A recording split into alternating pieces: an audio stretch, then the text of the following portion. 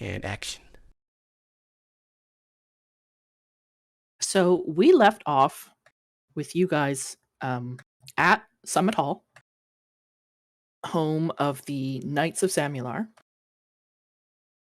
In last session, Deebs had gotten a promotion, And obtained a new rank, and with it came a few boons. A great deal of coin, cloak of protection, and the ability to lead small contingents of knights of his order, the Order of the Gauntlet, as well as request or commission arms and armor, of which he has done, which will be provided by the Knights of Samular, and they will be compensated directly from Deeb's order. That should be ready when you go to head out in the morning. You were given a bunch of information by Lady Stormbanner herself, who seems to have been around for quite some time, calling Taladar a child and inferring that she's been around for a great deal of time.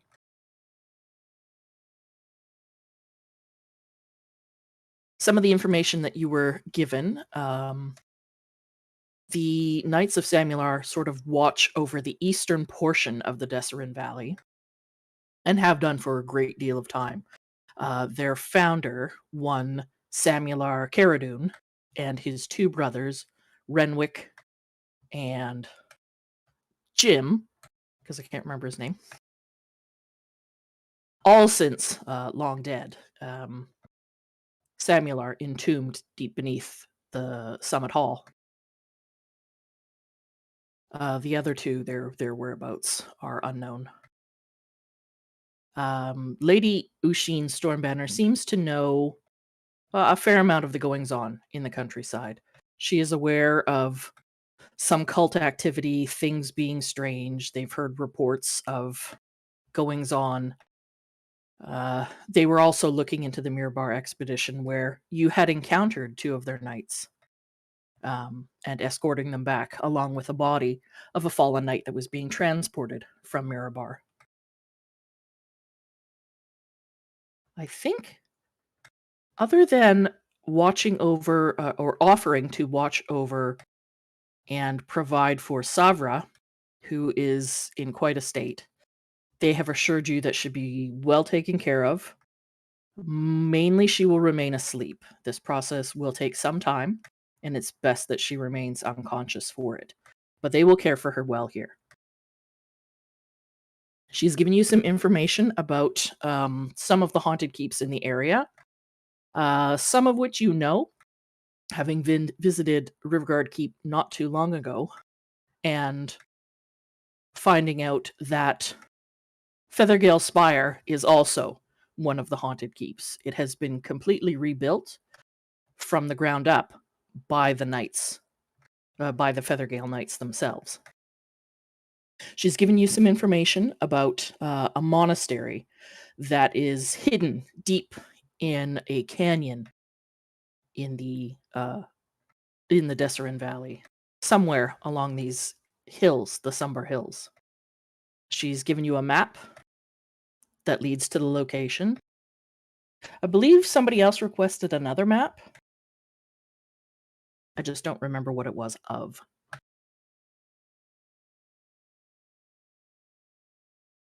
I think we just wanted a map of the locations of the valley, didn't we? Oh, maybe that was what it was. Yeah, and I've put those on the area map for you. I can switch to that real quick. Nope, not that one.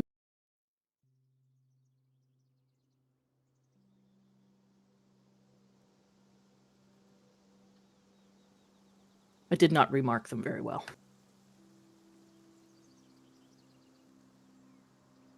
But the locations of the 4 known haunted keeps, some of which have been taken over and fully restored, like Feathergale Spire, some in the process of being rebuilt, like Riverguard Keep. To her knowledge, the Sacred Stone Monastery is almost completely rebuilt and has been in use by these monks for some time. Scarlet Moon Hall, she didn't know very much about, other than it was also in a state of disrepair. And there's also an upcoming event that people seem to be moving towards. Something about a Wicker Man and druids gathering.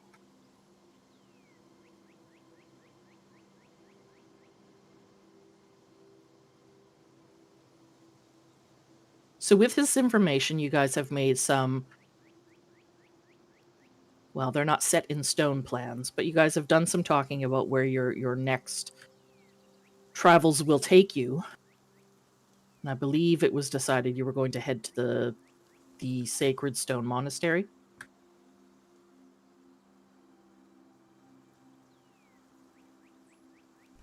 So that's where we will pick up this session. We can fast forward. I know after receiving gold, which Rin has graciously doled out to his companions, some shopping was done, and we'll hand wave RP and going back to Belliard and say that it was just taken care of off screen. So unless anyone else, I didn't receive any messages from anyone else about buying anything. Taladar has dealt with his purchases, and I believe is once again broke. Pretty close to it. And we'll just go from there. Is there a weapons store in town? There's weapons that you could purchase here. They don't have anything ornate or fancy or magical, but they do have very, very well-crafted weaponry. Do they have a nice dagger? They probably do. Let me have a look. And like I said in the chat, Taladar would inform the party that he's capable of communicating with people over long distances now. 25 words or less each way. And it is a relatively expensive spell to cast insofar as arcane power. So he would be able to do it twice a day, maybe 3 times. So it's a good, at the end of the day sort of thing to check in with somebody in Red Larch or to message the Feather Gale or whatnot. What is EP in my inventory under currency? Electrum. We don't typically use it. It's halfway between gold and platinum. Yeah, that's what I was. Well, it's between gold and silver, and I'm like, what the heck is this? It's between gold and silver? I thought it was between gold and platinum. Yeah, it's worth 1 electrum is worth half a gold piece, I think. Yeah, we don't bother using it. All right, added all my currency. Taladar, did you need more money to buy another spell or anything, or are you good? No, they didn't have anything else I thought would be useful to us at the time. I think this is enough. All right. If you were to visit the blacksmiths that are here, of which there are several, there are no magical daggers, just well-crafted regular daggers.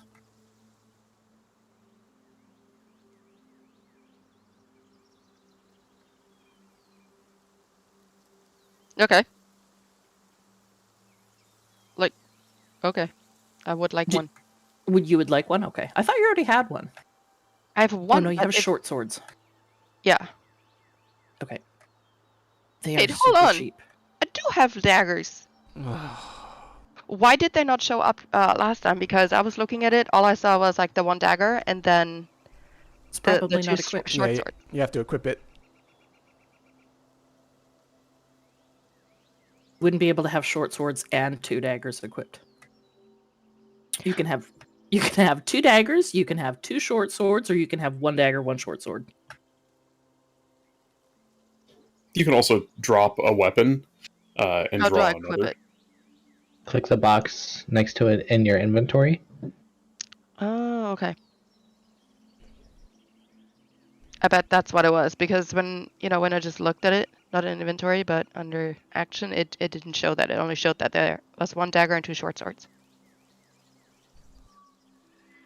Well, now you got it. There it is! Hey. Is what he sells any better than than my No. regular little dagger? Nope. They're the same. Just looks Ah. cooler.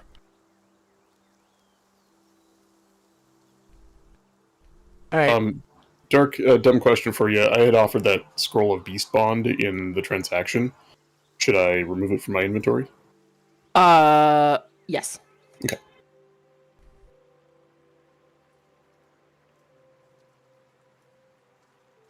I have so many tabs open this session. So, So, oh, sorry, real quick. No, go ahead. Sorry, Darkstar. go ahead. It sounds like everyone does want to go to the Sacred Stone Monastery, and I'll go with the party. I'm just really concerned about the air in Savra. However, I realize that Lady Ocean is working on breaking the spell. I guess, Darkstar, what's my confidence? Do I feel pretty confident that she's going to be able to break the spell in a few days? Give me an insight check.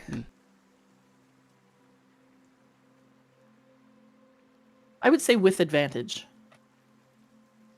I'll roll again.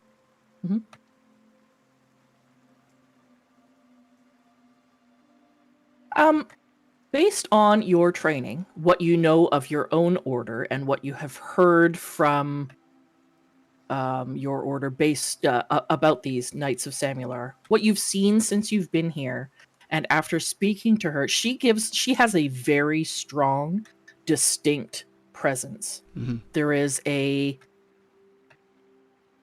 you're not quite sure, you can't put your finger on it. There is a holiness about her that leads you to believe that there is no reason to doubt what she says. You believe that she, or if she says others under her care or within Summit Hall, have the ability to do what she says, you're confident that it'll be done.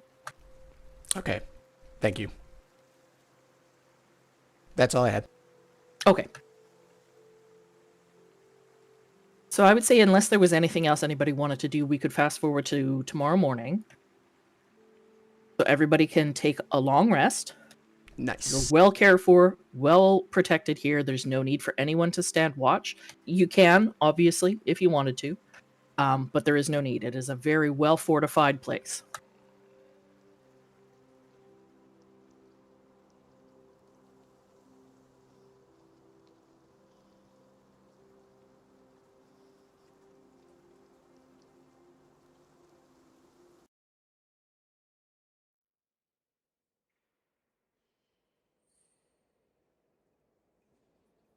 Oh god, Deeps has a plan.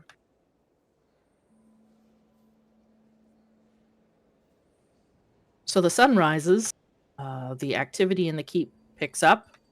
You can hear men at training. You can hear horses being dealt with in the stables. There's the sound of training and the bustle of activity as the keep comes to life this morning. There is some breakfast to be had and made available to you. The map to the keep has been provided. Or, sorry, the map to the Sacred Stone Monastery has been provided. And Lady Yushin herself has come down to see you off. I would like to wish you good luck on your hunt. Hopefully, things go well for you. I must admit, I have had strange dreams of late of goings-on, elemental forces at work. I believe we spoke about this last night, but again, I had a dream last night of great mountains of earth coming to life, sweeping across the land. This must be dealt with. Should you require aid, please feel free, send word to us, and we will do what we can. Have no worries, Savra will be safe here. This malady, affliction of the mind, we will have it broken. Fear not. if we assault one of these keeps, can we send for help to hold it once we've cleared it out? It may take some time to gather forces. My men are all over the countryside at the moment, but within a few days I could have a force gathered that could occupy one of these positions if required. I believe it would help if we were to delve deeper into the heart of their operation, to have your knights at our back. Yes, Not I with am. us, but at least guarding the way behind us. Or if we, and he kind of looks around the rest of the group, if we decide to assault a second keep, it would be helpful to hold the first one. Yes, agreed. We would not want them retaken once they have been so won by us. Have a great care today in your travels. My visions from last night. There is a man. The evil is coming from deep beneath the earth, I believe. And this vision from last night, a man, I believe him to be of the earth. Earthen-like skin. A mud sorcerer of sorts. You don't say. I happen to be hunting a mud sorcerer. He owes me something. Be careful of this one, my friends. He's dangerous. I can feel it. Good. A challenge, then. Teledor stops for a minute and looks to Rin. Rin, would you share a word with the lady? Something that only you and her know. So that she knows when I send word for her knights, it comes from you and not me. Sure. For Savra or for Lady Osh? The lady, and he nods to her. Basically, he wants you to share a code word with her so that when Taladar sends a sending to her, you give him the code word and she'll know it comes from you and not him. Okay.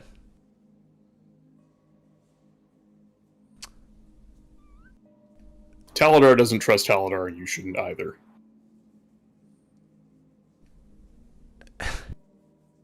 And you don't actually have to come up with anything. It's like you can just Yep. you can hand wave it and just You can tell me. You Figure it out whisper later. it to me, so that she knows it. But when we go to send the message for backup, Taladar would ask for that code word. It's essentially his way of offering, his it allows him to be trustworthy without him actually having to be trustworthy. All right, I provided the code word.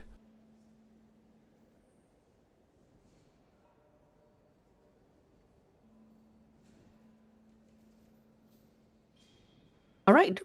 Well, if that's everything that needed to be done here, you guys can set off. You know that it is based on the map that you've been given. You know that it will be probably... Let me look at the map. You know it's probably going to be most of a day of travel to get there. There's no roads. You will need to ford the river at some point to get across, because going up and around will take an entire day. It is up to you. You can do that. There are wider paths on the western side of the river. But the quickest route is definitely as the crow flies. It is currently about 8 a.m. And you think if travel goes well, Moss would tell you, it's difficult, but he could get there probably by early afternoon.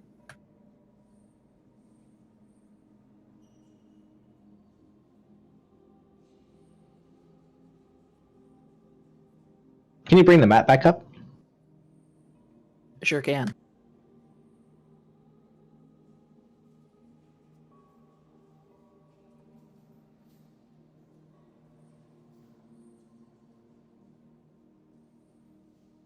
Oh, I don't like this new layout.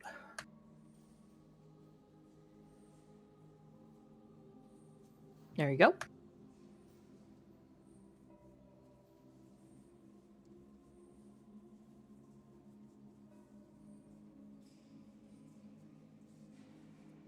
So, which way are we going? Like, our direct path?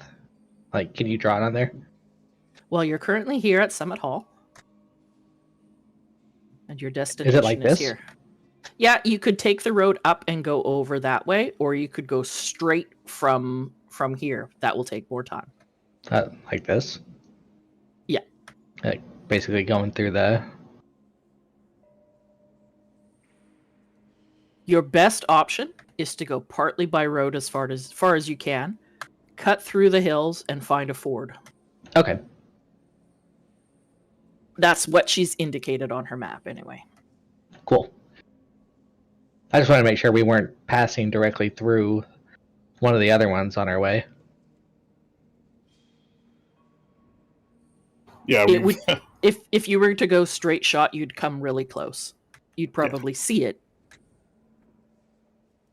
yeah, we've already had run-ins with water and firefolk, and yeah, it'd be smart to avoid that again. Yep, I agree.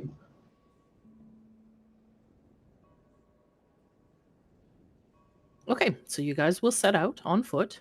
You've left Savra behind in the care of the clerics and priests here, and you are making your way. I will need somebody to give me a survival check. Oh, I better bring up Bry's character. Who would like to make the survival check?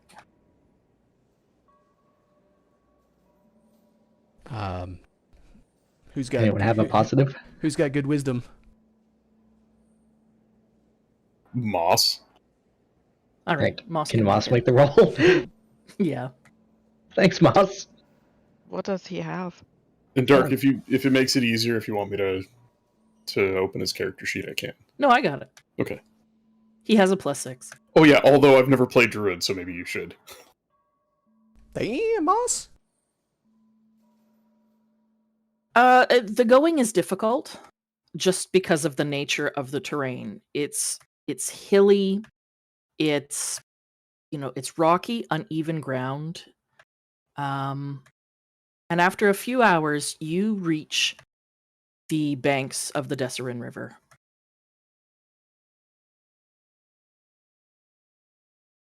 I need everybody to make perception checks. Oh, Oh, heck yeah. Sorry, I didn't mean to roll twice. Yeah, both Aranor and Starsha, everyone has sort of fanned out looking for the best place to cross.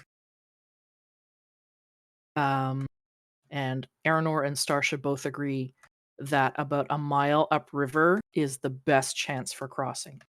The Desserin is wide. You won't be able to wade across it.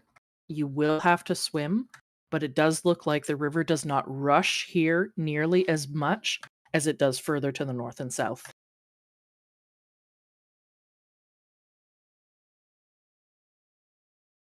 So, some decisions are going to have to be made.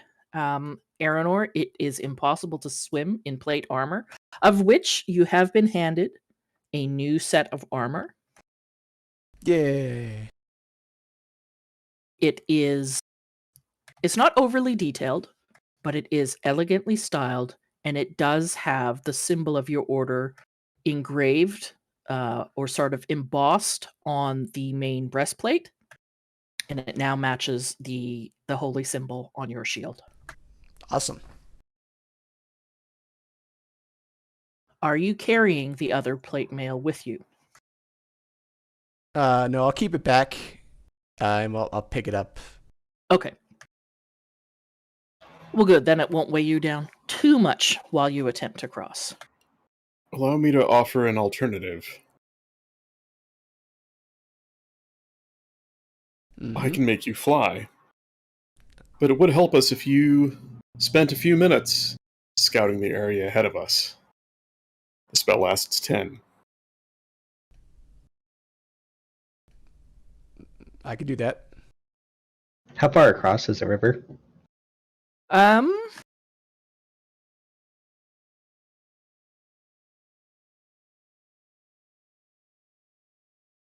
Just trying to think of how wide the river here is. I'm gonna say it's probably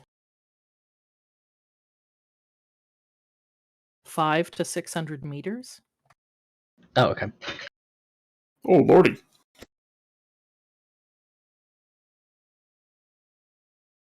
So, that's almost 2,000 feet. I don't know how to convert it to something else. Yeah, that's 400 meters is a quarter mile. That is a quite a wide river. Yes. That is like Fraser River. 200 meters is That two is soccer widest. fields. Okay. So like Fraser River near its mouth is probably not a quarter mile. How long does fly last? 10 minutes, and your fly speed is your walking speed. So, 60 feet around if you're not doing anything else. Oh, sorry.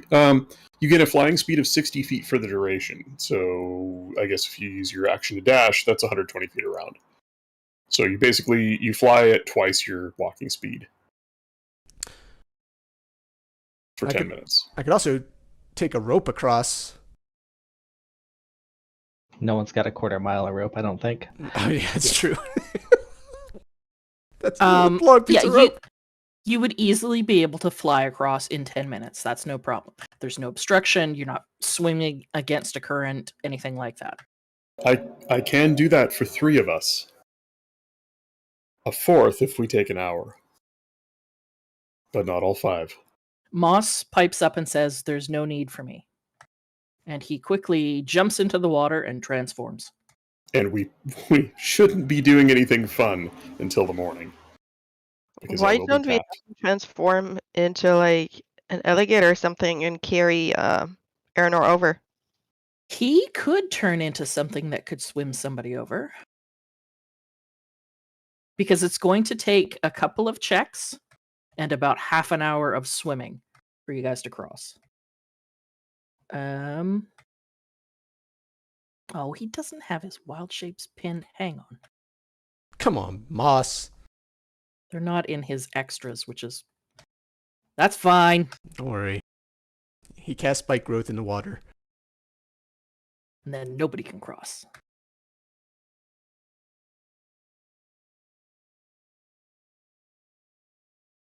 Just assumed he had his laid out like me. That was dumb.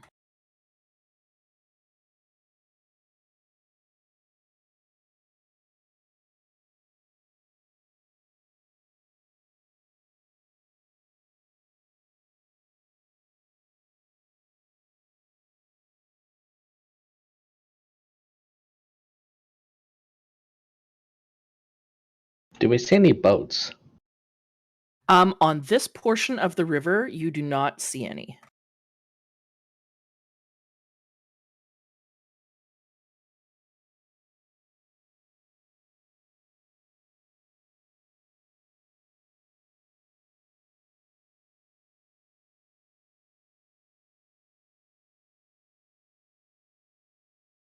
Okay, yeah, he can transform into something big enough to carry one of you.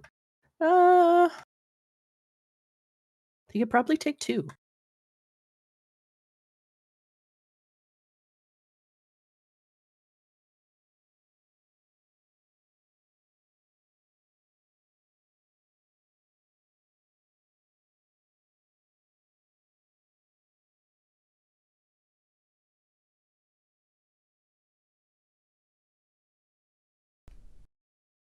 All right. Well.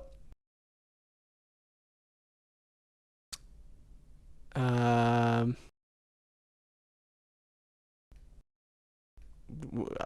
I can fly. 2 people with Moss, and then just 1 additional person.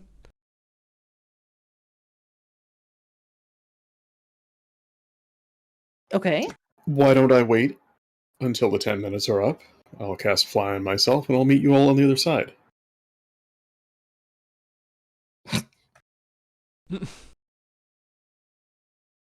How long would it take Bry to swim over and then swim back? He could do it in less time than a human could. So I would say it would take. It's going to take him. He could do it twice. He could take 1 over and back in half an hour, and another over and back, and then he'd be done. His wild shape would be up. But you said he could take 2 at a time. He doesn't have anything big enough. He can take 1 at a time. Oh, okay. So he takes 2, plus himself. That's Yep. 3. Eridor flies. Taladar flies. That's 5. Okay. Sure. And I will All scout. right. I will scout ahead. So you'll go first, fly up into the air, and scout ahead. Mm-hmm. Okay. Let me just mark off his wild shape. Taladar So- will caution you not to fly too high, Mhm. just in case. Yeah, your wax wings might melt. Well, no, it's falling damage is a bitch. That's okay. He'll die on impact. You don't have to worry about, healing him. So Aranor flies up, and the hills in this area, they're not steep. They do roll a bit, and it becomes very canyonous. Is that a word? Mm-hmm. Very canyon-like as you look to the west. The canyons are very wind-carved and deep. It is very difficult from any height to see down in a lot of places to the canyon floor. The ground above causes a bit of a shelf. And as the canyons are carved out by wind, there is dark recesses beneath, covering most of the canyon floor. Through some cracks and gaps, larger gaps, you can make things out. But from this vantage point, it's quite bleak and dry and barren.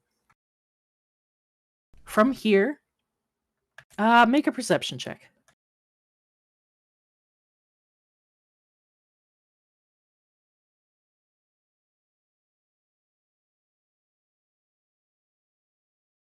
From this height, and looking around, you know you're headed in the right direction based on the map that you were given, but so far there's no sign of the monastery, at least none that you can see.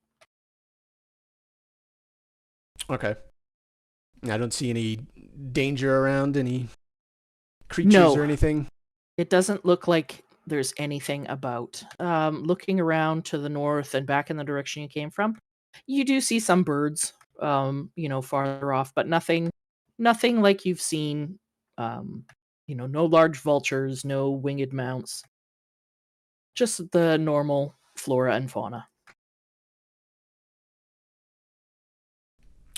Okay. So you, Go ahead, sir. I'm assuming you're going to just make your way safely to the other side. Yeah. Yeah, you could easily do that within the time frame of the spell.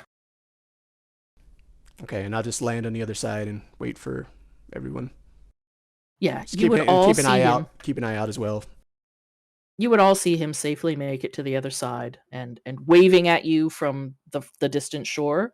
You would know that that's the signal to safely cross. So Moss will transform into a river dolphin and click at one of you to grab on.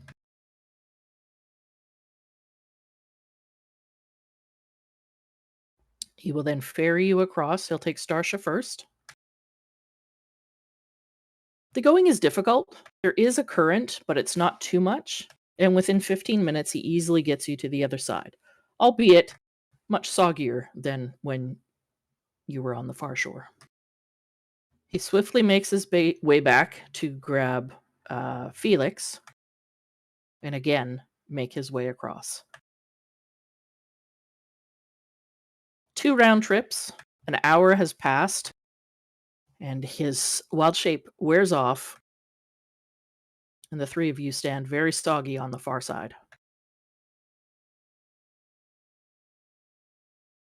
That leaves Taladar. You're going to fly across? Indeed, once I see Aranor landed safely at the other side, Taladar will cast Fly on himself, and for the first time ever, zoom up and across the water as fast as possible, grinning silently to himself as he enjoys his newfound flight. And just for fun, he's gonna go up as high as he can and make a perception check, scouting the Okay. road ahead as well. Why not? It's a 3rd level spell slot. I might as well get what I can out of it.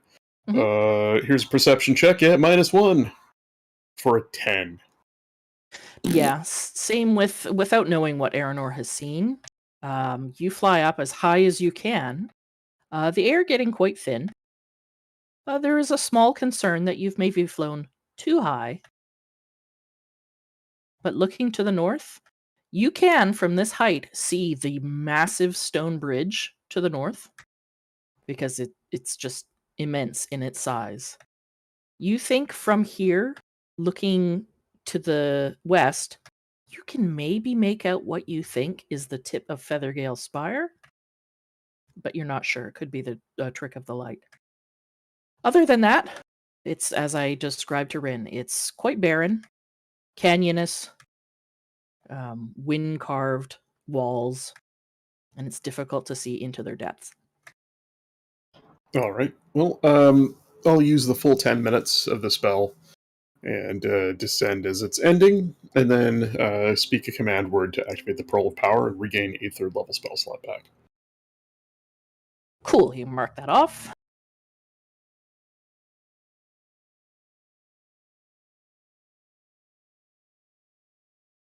So half of your troop, soggy in fabric and in spirits, perhaps, you make your way to the destination marked on your map. Everybody give me perception checks as you enter these windswept caverns.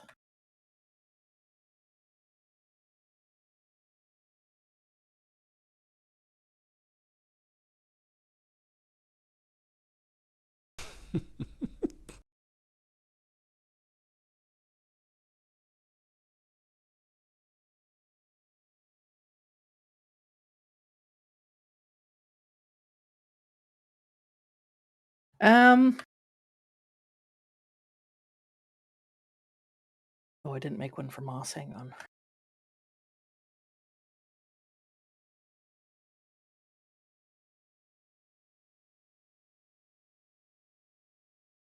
So, most of you have never even seen caverns quite like this before.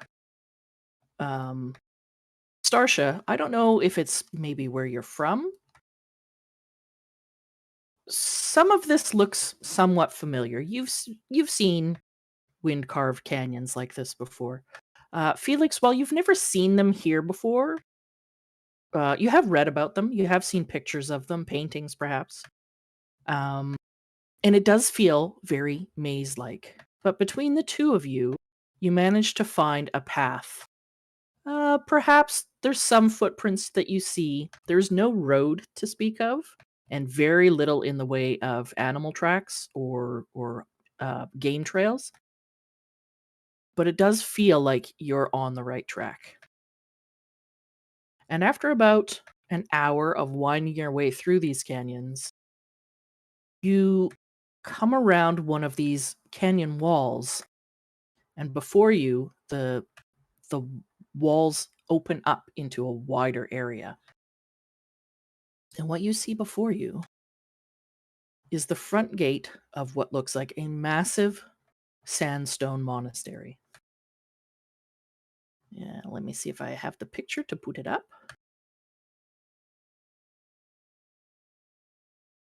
I'll just put it right on the map.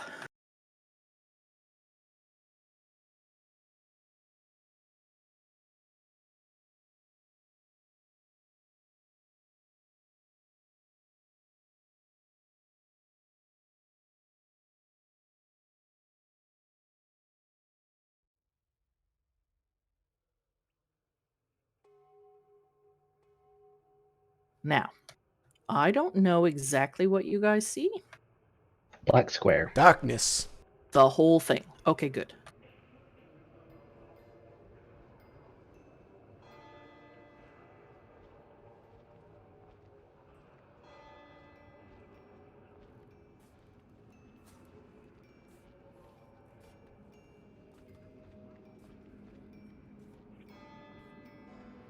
What am I looking at? Did I go blind? It's oaks. No, I just don't have you turned on yet. Just Lucid. give me 1 second. Yeah, you're all blind. See, they were right when they said, "Don't masturbate. You're gonna go blind." Well, you should have listened.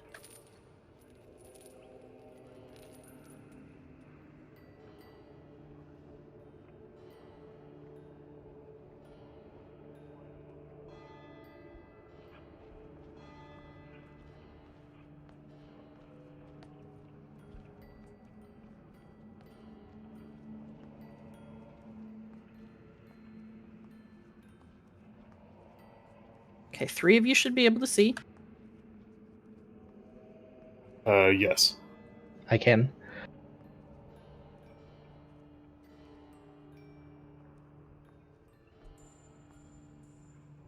How can Lucid see? He's human. Oh, the shadows move when I move. Because I've done him. Hello there. Shut up! I think that's everyone.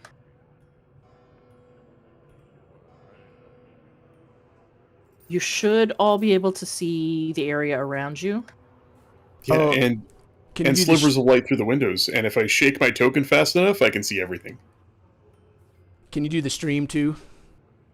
Oh, how do I do the stream? Well, the stream doesn't have a token though. Oh. Oh Oh. dear. Oh dear. Well, that's okay. That sucks. I didn't think about that. Use your imagination, viewers. Use your imagination. Shit. Viewers. There's no way to. There's no way to let them see what your Nah, don't- token is seeing. Let's not waste time worrying about it. It's all Okay. good. Just stream your window. I mean, you've got them both up, right? Just swap your screen capture. Hmm.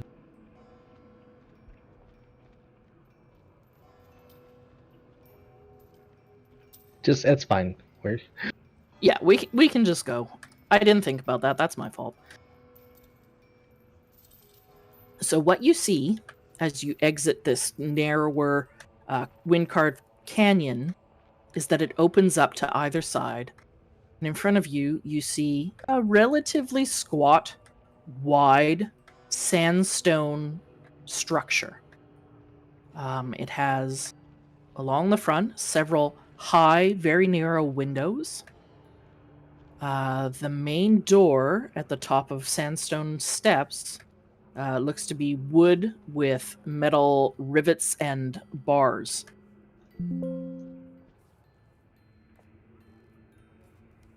If you listen carefully, you can hear what you think is monks chanting.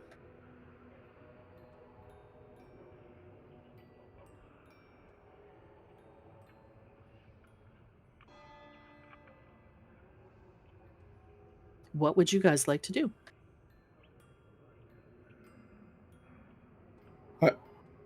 I'd like to make it very clear that I intend to kill everyone in here. That's the plan, right? We're not going to make friends. We're not going to spend the night. We're not going to... We're here to murder, right? These people are bad. They're a threat to the... everything, and we're going to do away with them, right? That's correct. When he hears Aranor say that, a wide, toothy grin spreads across Taladar's face. Possibly the best thing you've ever said to me.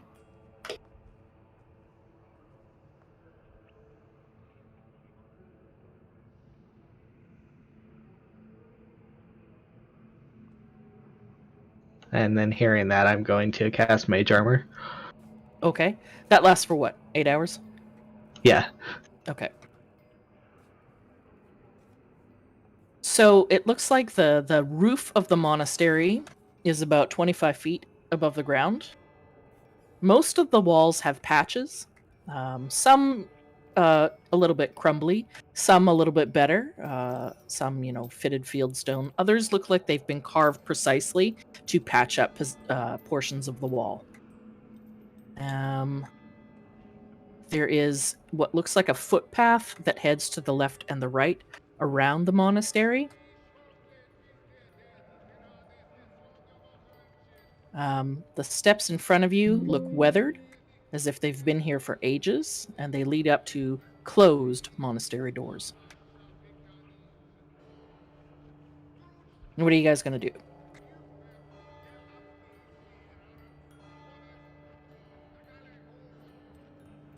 You're going to march right up, you're going to scout around. There doesn't seem to be any like scouts or anyone outside. Everyone's inside from what we can see. Yeah, from here, you don't see anything. The windows are a little bit too high to look in without climbing up a little bit. The bottom of the window is about 8 to 10 feet up. And the doors are solid wood with, bands of steel. Well, Taladar would suggest, just as an option, it would be the last time he can cast it today, but he could send somebody up and over.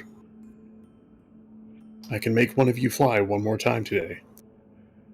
Someone with keen eyes. I would suggest scouting the entire building. Look for alternate methods of entry. See what you can see through windows. Who would be a good candidate for that, Starsha? Starsha or Moss, I would say. Since Moss isn't here, let's go with Starsha. Would she be able to do it without flying? Starsha would. Both Starsha and Moss could. Conversely, Starsha. we could take a short Scouting my rest while we abilities? did that. Yeah, like the rest of you can short rest while Starsha's sneakying. Do you want to do that? Sure. Okay. So the rest of you will head back into the canyon a little bit, slightly out of sight. You don't have to go more than 100 meters to tuck into a canyon wall. Starsha, give me a stealth check. I will say at advantage, because the walls of the canyon curve up and over the top of the monastery, providing deep shadows. So you can roll it again.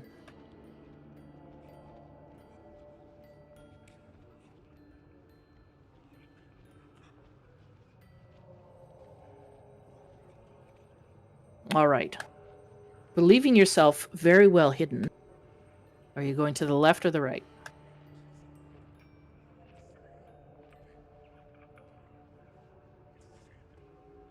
I'll go to the left. Okay, move yourself the direction you'd like to go.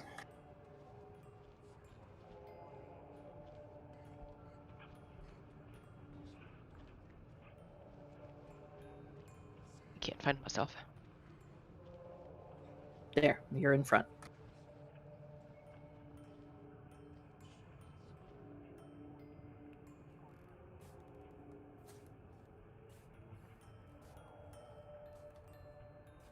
Oh wait, am I going up a window?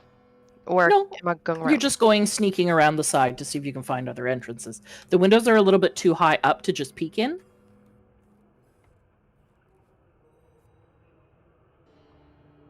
Alright, how far can I go? You can go as far as you'd like.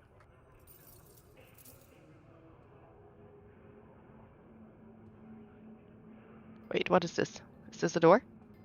Nope, that's a window.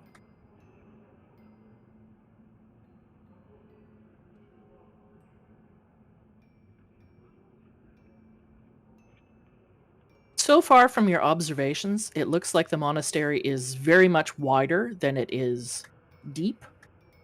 But having not been around to the back just yet, you're not sure.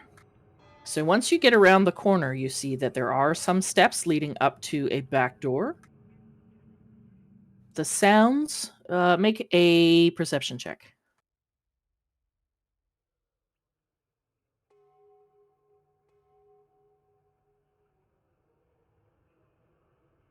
hard to Wow. say. It sounds like there's movement inside. There's potentially people right behind that door, but you can't make anything distinct out.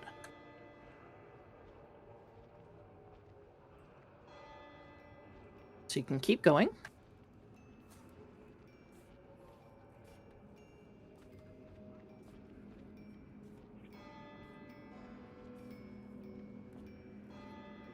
Ooh, I can see people. Oh no, yeah, I can't peek through the windows. I mean, you could find a way to scramble up, and because you can see inside based on where you're standing, I would allow you to see that, yes, the room that you're looking into is very large, and it looks like there is at least one individual in there. Looks like there's large stone pillars that go all the way up to the ceiling. Uh-huh. From this vantage point, there is something marked on the ground. You can see it on the map, but from your vantage point, you wouldn't be able to make it out, but it does look like there is an etching carved into the massive floor. And again, there is a large slab-like stone altar. You can see a large double copper sheath door at the far end of the room. Couple of doors on either side. The two narrow windows that you're looking through are very, very tall, very narrow, and let in narrow fingers of light from outside. That's kind of dark in there. It doesn't look like there's anything lit. It's only lit by the sunlight coming in. So beside this room, it looks like there's a much lower wall. It's only about 10 feet tall and sort of crenellated on the top. Looks like it is a large garden. There are trees, shrubs, and many statues decorating the garden. From here, you can also see that there is a door that leads into that large room you saw. Is the wall low enough to jump over it? Not to jump over it, you'd have to climb over. It's about 10 feet tall.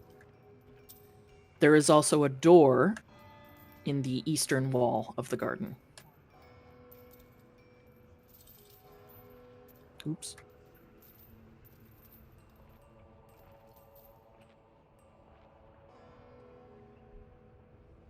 Are you going to continue around the other side? So this side of the monastery, it looks like is in a little bit of disrepair. The windows look like they have all been bricked up. The walls are crumbling. It looks like it's very old and has not had as much care or attention paid to it as the rest of the monastery.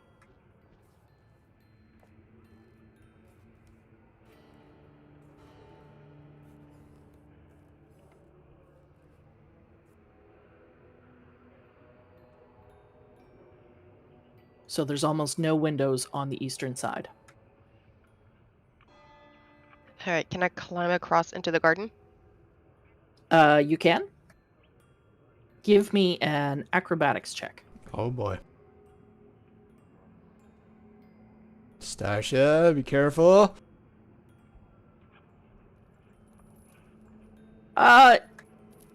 You're not quite as stealthy going up and over the wall, having to scrabble in places. The walls here are very well maintained, and there's not much of a foot or toe hold. So it takes you a bit of a go, and you manage to scrabble up and peer over the wall, giving you a much closer look of the garden. That it looks like there's 9 or 10 statues inside. You see a door that leads into the main large room you saw, a door that leads to the garden exterior, and a door that leads in the east into the building itself.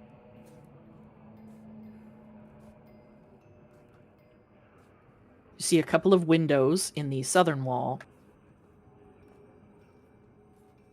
and peering over this wall, it looks like the room directly south of you probably has some people in it.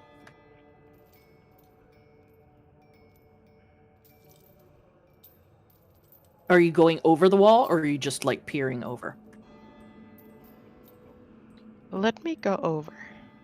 Okay. So after peering in, you can make your way over the wall. It doesn't want me. Oh, that's right. Because you can't move. So I will allow you to drop into the bushes directly on the other side of the wall, and we'll maintain that same stealth roll.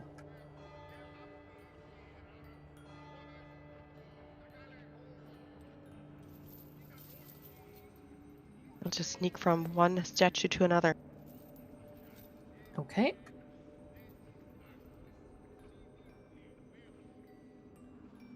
So there's an entrance there to the... There's a door just to your left there, Uh-huh.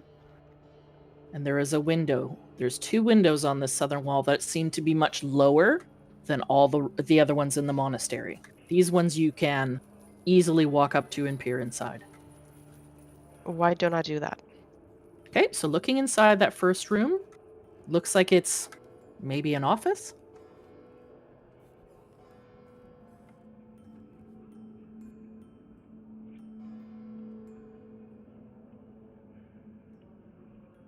The other room's like a kitchen, maybe? Yeah, the other room, it looks like you can see a couple of people in there. Maybe it's some sort of kitchen or lab, or you're not quite sure. There's a lot of bottles along a long table that you can see there, and what looks like big vats. Mm. Okay. I'm mixing something up in there.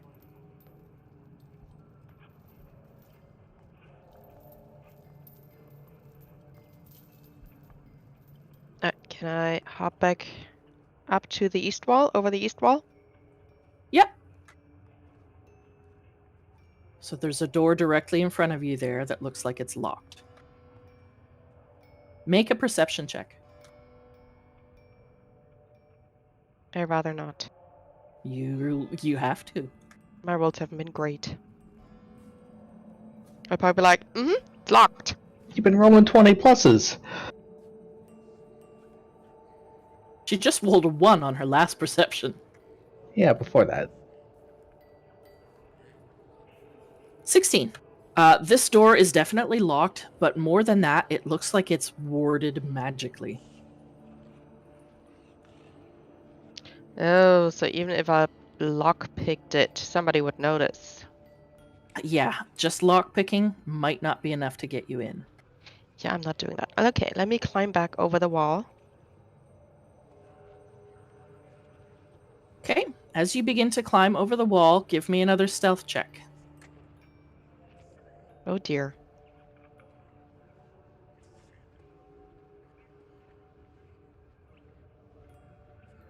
Nice. Oh, you're lucky. You quickly scramble up, almost soundlessly this time, and make your way quickly and silently over the wall. You've got to do that. I've got to move you. No problem. You easily make it up and over. You continue to work your way around the monastery.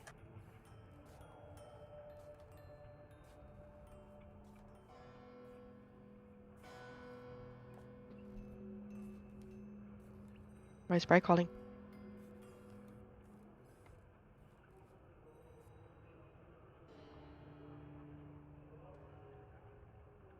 I don't know, because he forgot we use a voice channel.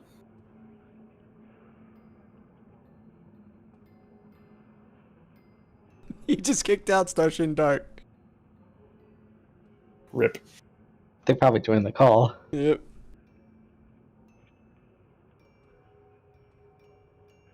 Yeah, we did.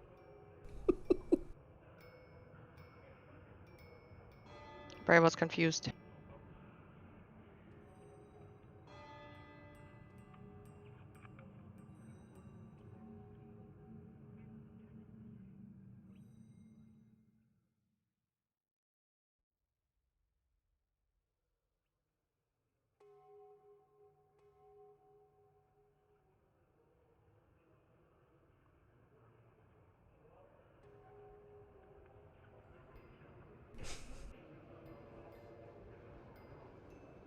Yellow. Hooray! Yeah, howdy.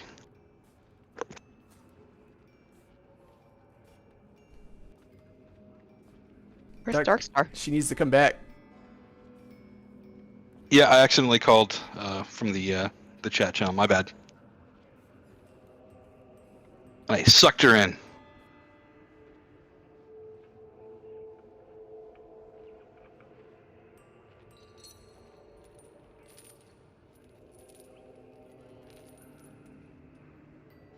I forgot to rejoin after the call. Sorry. I've been talking to nobody. Yeah, I'm like, Amazing.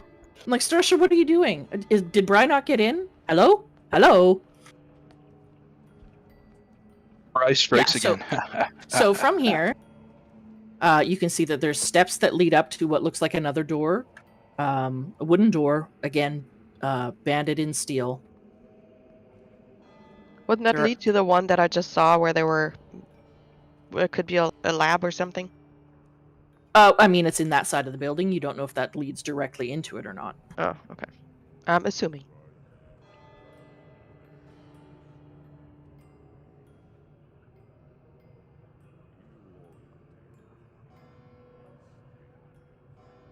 Is this window low enough, or is this a higher window again? It's a higher window.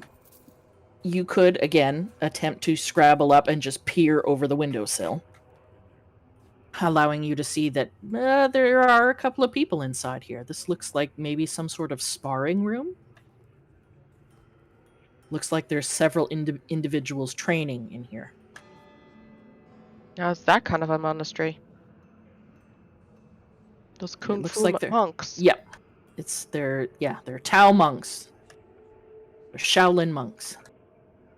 Mm-hmm. All of the windows along here are, again, very narrow and very tall. This looks like it's some sort of a workroom.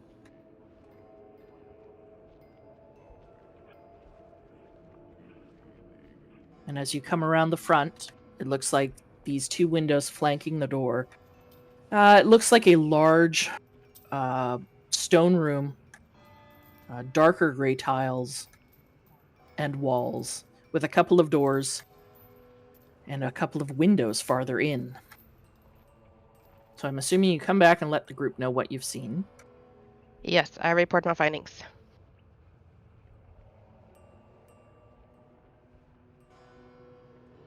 Everybody but Starsha can take a short rest if you haven't pushed your button.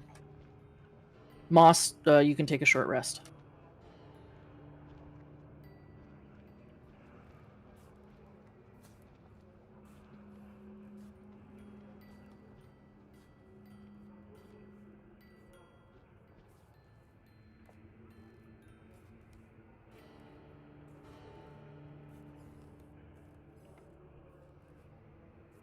So after rejoining the group, I'm assuming you guys are going to deliberate and decide what you're going to do.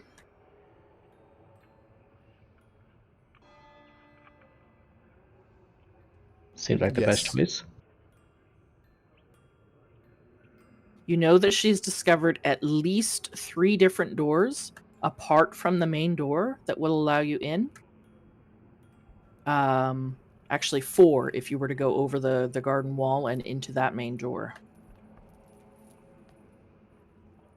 So Starsha describes seeing what she believes is a kitchen, some sort of lab or some sort of facility in the back beside the garden. The eastern wing seems to be bricked up. You can't see into the interior. She's seen monks training in one of the rooms. More monks or cultists, perhaps, at some sort of workshop room. And looking in the windows of near the main entryway, you don't see anything.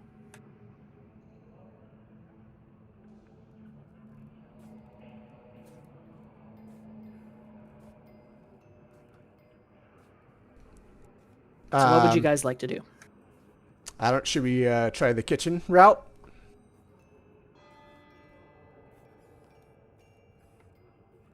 Starsha, do you believe that's the best route to go through the kitchen?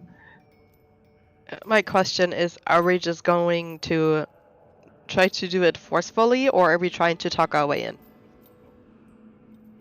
Well, having overheard both Rin and Taladar talking, their plan seems to be to kill everybody in the building, believing that everybody here is evil. The Kung Fu monks? Like 5 of us against the whole monastery full of Kung Fu monks? Well, that's why I'm proposing we try and find our way into wherever their leadership is, deal with them, and send the rest packing. Starsha, you would know, looking from the back through those tall, narrow windows into that large room, it looked like the individuals that you could see in there were much more heavily armored. They didn't look like the rest of the monks that you had seen. But other than that, that's the only distinction that you could make.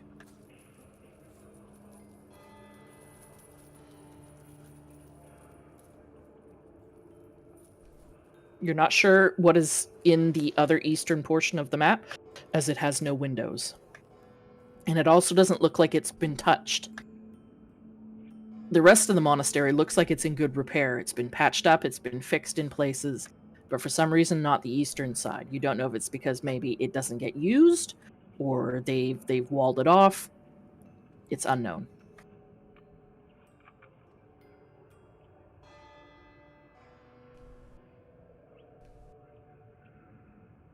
Starsha, these cultists are committing atrocious evils.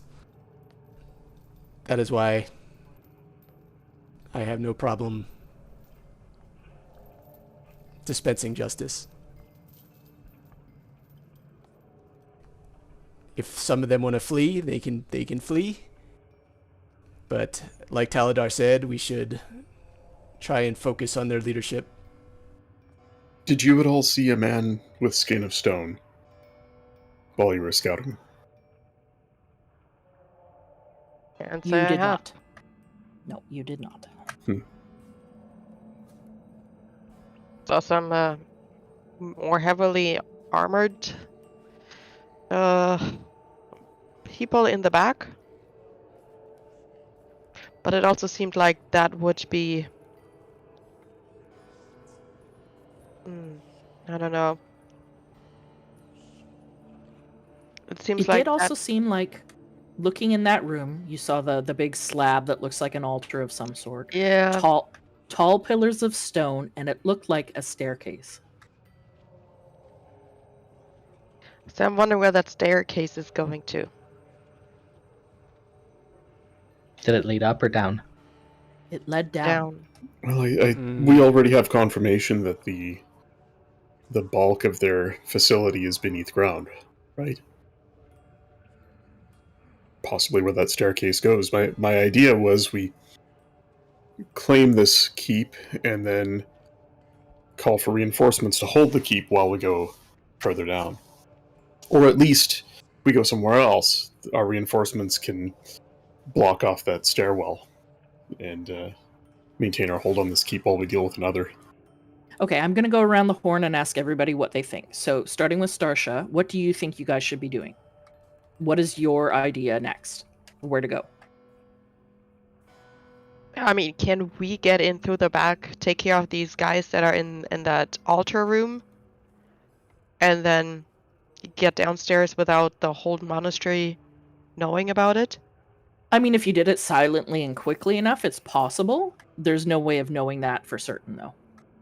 Right, that's what I'm wondering. If we can be sneaky enough that we can take care of these 2 guys without alarming the whole monastery and just making our way down there.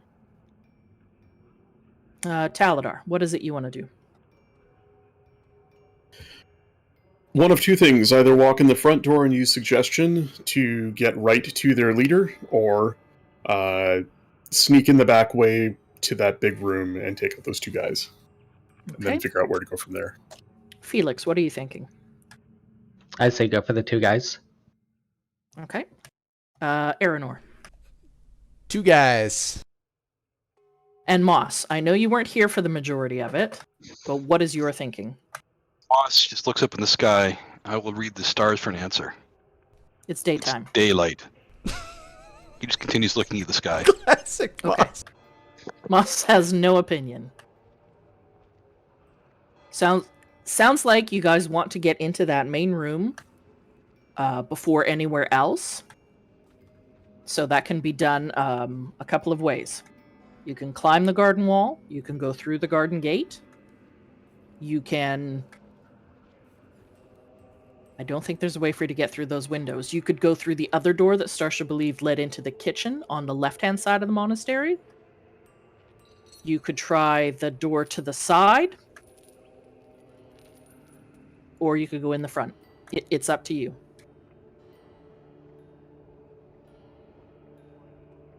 But one was direct to the two guys. There's only one door that leads directly in. Oh, you probably can't see me pinging it. And that's from the garden.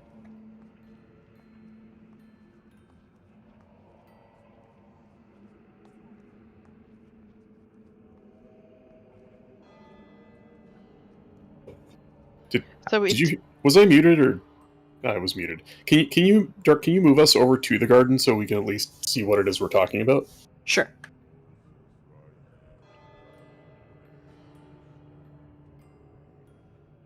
So we'll either have to scale the wall, or figure out how to get through that door Yeah, there we go. that's warded by a spell. Oh, is it warded by a spell? Yes. There's a door that she looked at from inside the garden, right here, that is warded by a spell. It's also locked. Our mages I can can- handle that. I can take care of the lock, but not the ward. Can we not just... How tall is the wall? The wall is 10 feet. Can we not just climb the wall? You can. The other door that goes into the garden is here. That's just the garden gate. I have 50 feet of rope. It seems like an easy thing to climb the wall. Mm-hmm.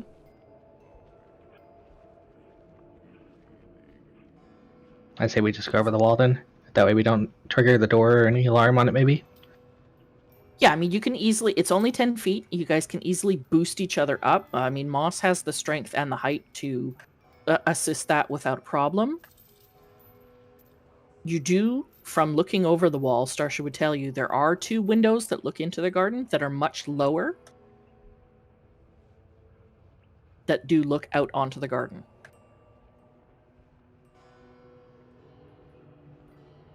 So everyone wants to go up and over the wall? Yeah. Okay. Everybody give me an acrobatics check. And are you sneaking? Aaron can't Yeah. sneak. He can, he just is not great at it. Okay, stealth checks from everybody. In addition. Sorry, before that, do you want to do pass without a trace? Okay. So we'll do acrobatics first. Just hold on to that stealth check, Starsha. I'm really just looking for a fail. Sorry, I'm asking the group. Should I be casting pass without a trace? I'm not really quite sure what's going on. You're sneaking Go in. for it. Yeah, Yes, probably a there- good idea. There's a chance we could be seen through those windows, so yes.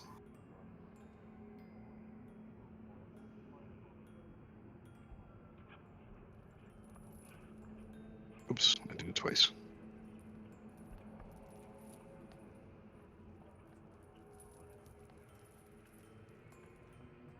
Sorry, acrobatics?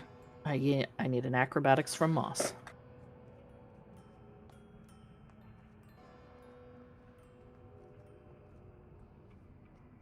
Must be nimble, must be quick. Most of you, not bad.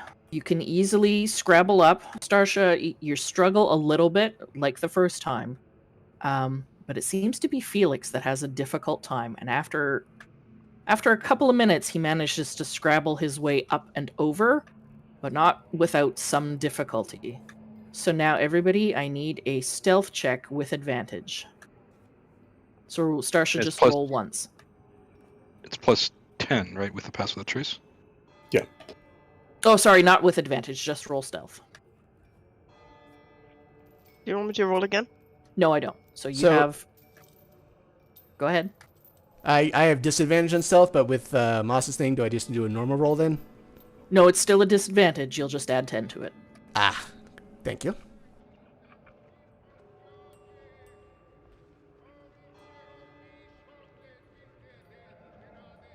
I'm stealthy.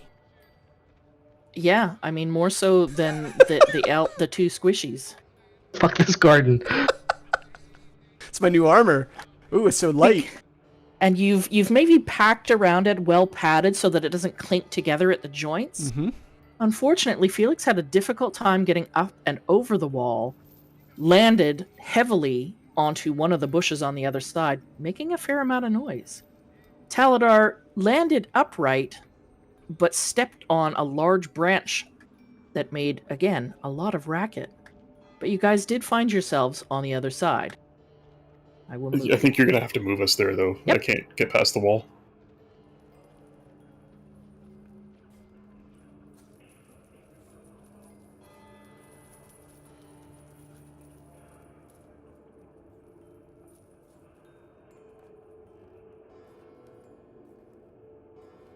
Uh-oh. There it Unfortunately- is. Sorry. There it is. Unfortunately, because of the tremendous amount of noise a couple of you made coming over the wall, you notice, to your left, one of the stone statues begins to shudder and move. Ooh. Of course it would. Oh, I need to get rid of all of that stuff. Hang on. Yeah, it's from your other map. We can't see it. Oh, okay.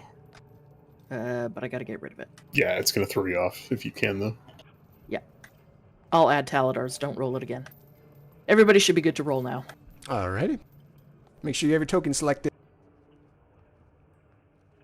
Nobody ever does that, Deebs. I know, me. Ah, there he is. Classic Aranor.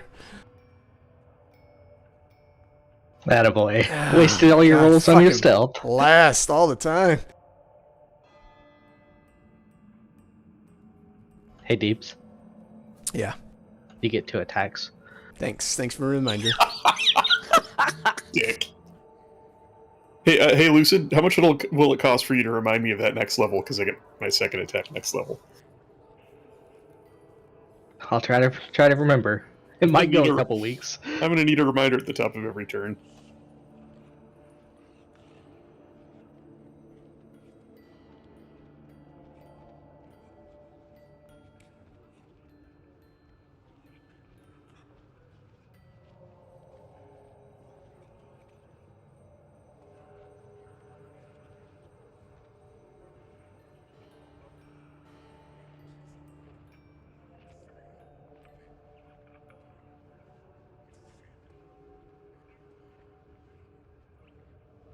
I don't like the look of that. Oh, dear.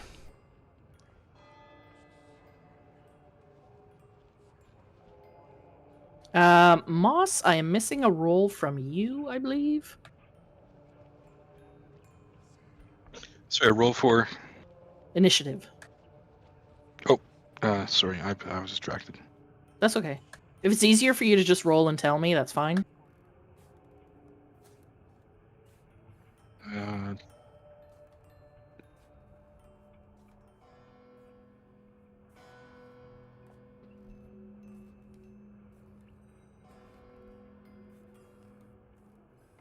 Yeah, moves a bit chunky.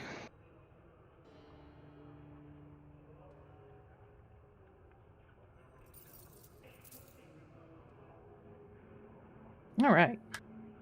Should be everyone.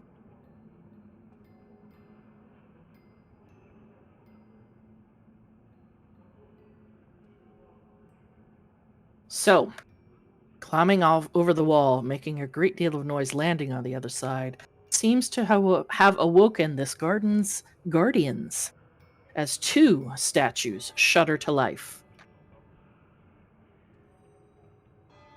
They have sort of morphed in shape slightly and now resemble 2 stone winged creatures.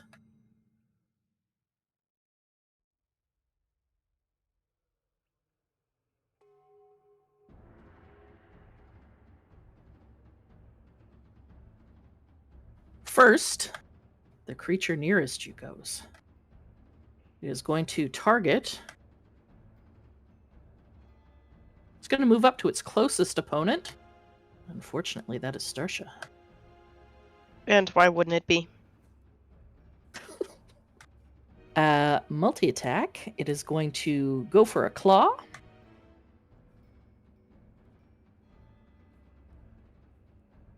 That is going to miss with a 9. And then it will go in for a bite. I don't consent. That is a natural 1. Your nimble figure just seems to move at just the precise time to avoid both attacks. That is its turn, bringing us to Felix.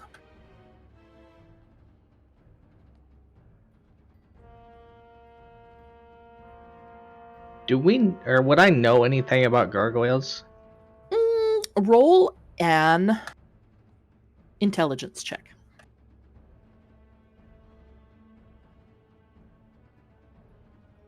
20. You've never encountered them, at least not that you're aware of, because they are often in their stone forms. They usually perch atop buildings. They lurk among masonry and ruins, or cling to rocky cliffs and mountains. They have a reputation for cruelty. They are easily inspired by the cunning of an intelligent master. They enjoy doing simple tasks such as guarding a master's home, torturing and killing interlopers, and anything else that involves minimum effort and maximum pain and carnage. They are known for wanton chaos and destruction. They are usually kept by powerful spellcasters. So what I'm curious about is, would I know if we disappear, what their action would be? And did they just attack because we made noise, or because just we were there at all? You know that they have higher intelligence than most base beasts, but not the intelligence of your average human. It's possible that you could all disappear from their sight, but they do have other senses. So it's possible that disappearing wouldn't necessarily hide you. The other thing that you know is non-magical attacks don't really do much damage to them.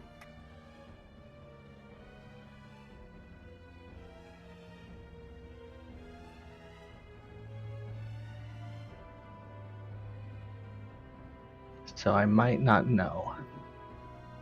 You wouldn't know if disappearing would definitely throw them off.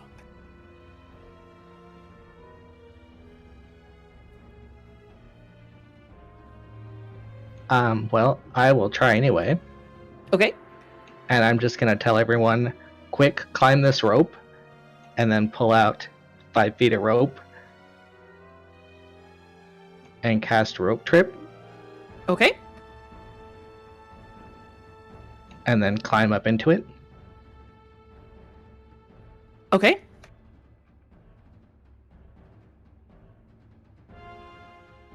So the rest of you see Felix rummage around in his bag quickly, hauling out some rope that seems to stiffen and shoot straight up into the air before disappearing. You then see him begin to climb said rope, and you disappear when you get to the top of it, don't you? Yep. What? Yeah. He encourages you to climb the rope as well.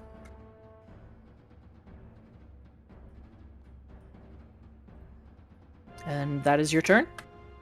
Yeah. Taladar, it is your turn. I'm relatively certain Taladar's aware of the spell. Can I make a Arcana check to see? Yes, make an Arcana check. Yeah. Oh, yeah. Yeah, you know that there is a hidey hole at the top of that rope. Yeah, the only thing I'm not certain of is, like, what do we do after we hide? So they reset, and then we get another chance to blow our stealth check? I mean, I don't know. He'll climb up it next turn. But for now, he's going to... Oh... I don't know, he wants to get a piece of one of these things, so... Where is the second one is over here, right? Yep.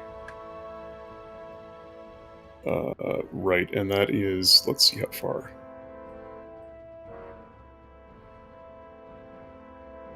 So he's going to move.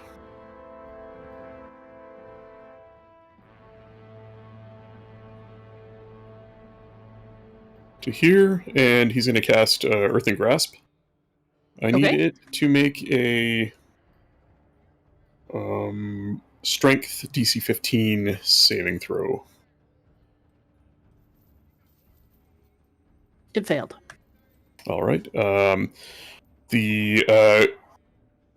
The ground cracks open, and a medium-sized hand made of compacted soil rises up and grasps the creature, restraining it. It also takes the 10 points of bludgeoning damage. Okay. As it is restrained, it cannot move. Attacks against have advantage. Its attacks have disadvantage, and the creature has disadvantage on dex saves. That is his action. As a bonus action, he's going to invoke the Blade Song. Okay. As he draws his thin blade and begins to swing it about him in a rhythmic pattern. And that is his turn. Okay. Starsha, it is your turn.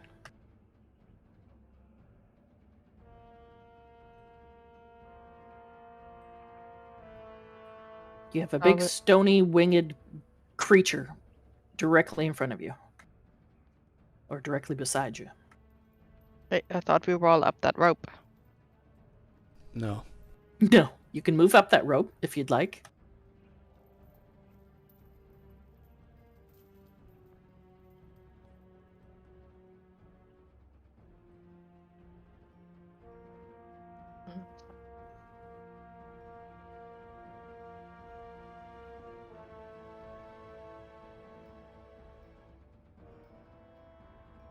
So you can either move and climb the rope, or you can attack the thing in front of you.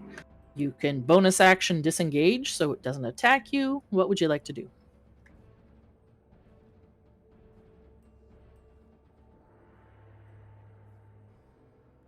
Right in front of me, so I can't really firebolt it.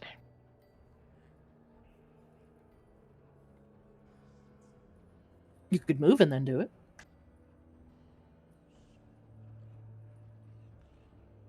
But do I really want to do that and attract even more attention? Never mind, I guess the gargoyle's already doing that.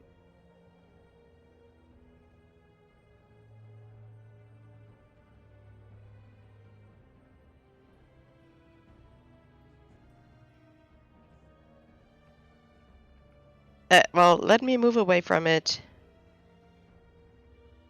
Okay, are you using your bonus action to disengage to move away safely?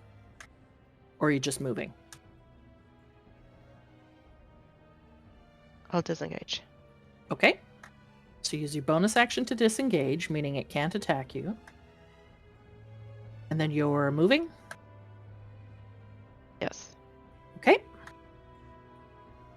So that's your bonus action and your movement. You still have an action left.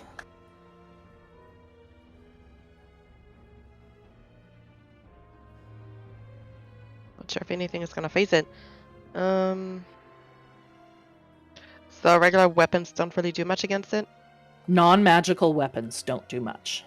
Oh, well. Let me not go far then.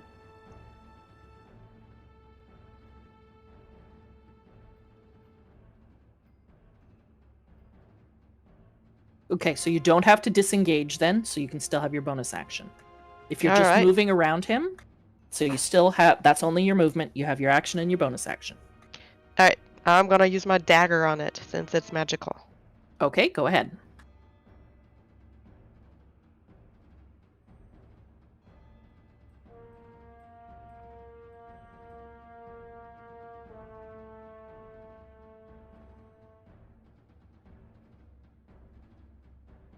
Okay, it wasn't a sneak attack, it's just regular damage.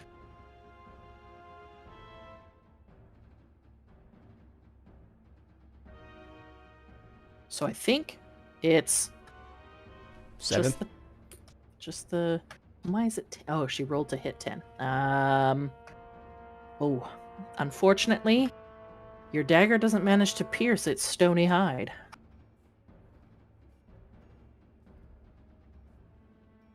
You do still have a bonus action.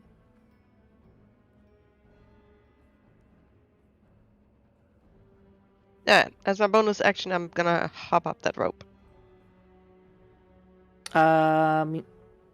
Where's the rope? Is it directly on Felix's square? That'd probably be next to him. Okay, so the rope is here. You don't have enough movement left to get all the way up it.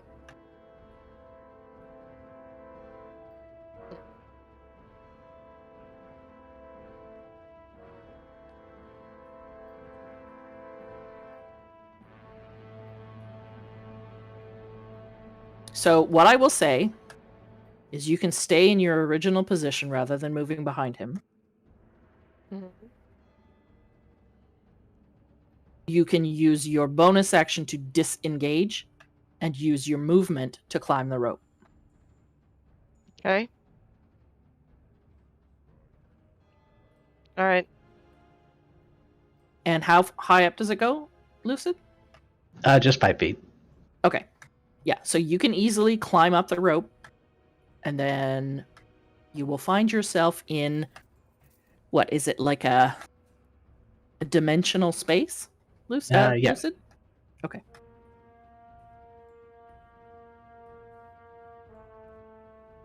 Okay, so I will put a pin on you, indicating that you are technically up and hidden.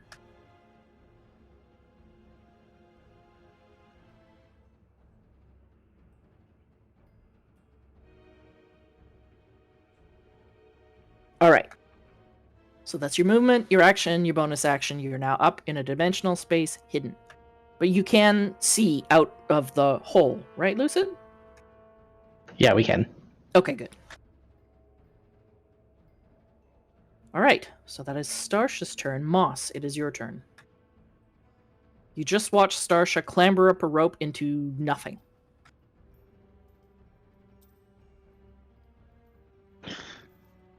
And the statues, the one is on the where Starsha just came from. Mhm. Where's the other one? I can't quite tell on my ADB screen. Can you see where I'm pinging? Yes. So beside Taladar, I think. Is what I saw. He's not. No, he's not. It's farther away from Taladar. Oh, what? Okay. So, okay. Sorry, I saw a different ping. Maybe my ping is okay. I see it. Thank you.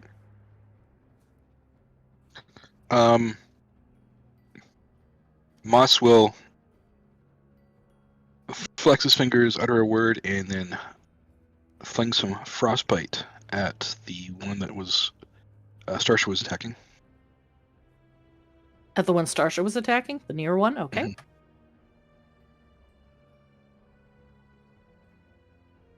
May as well take one quick stab at it before he jumps up.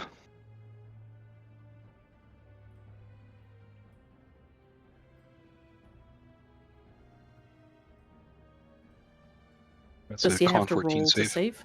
Okay, con. He failed. He has disadvantage on next weapon attack. He doesn't use a weapon. Well then, okay. He doesn't care that he's at disadvantage on his next weapon attack. And then Okay. Moss will clamber up the rope, I guess. What's up, Okay. y'all?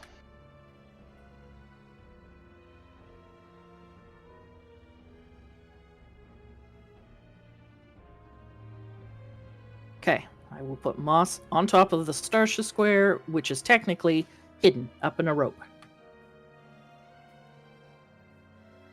And that's your turn? That is my turn. Okay.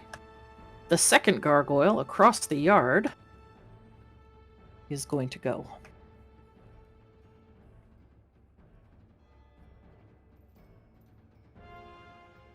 It is going to dig its claws into the ground slightly and launch up into the air. about 20 feet. Oh, no, it can't. It's grappled. It can certainly try, but before it does anything, it has to use its action to make a strength check against DC 15. Okay, let's try that. That's just a check, not a save. It is a pass. Okay, so it breaks free from the claw's grasp. It breaks free. That was its action to do that. That's its action. So it can Okay. still move. So it is going to launch itself up into the air 30 feet. And Shit. then move. I can't grab it out of the air. Yeah, the spell very clearly says it's on the ground, so yeah, okay.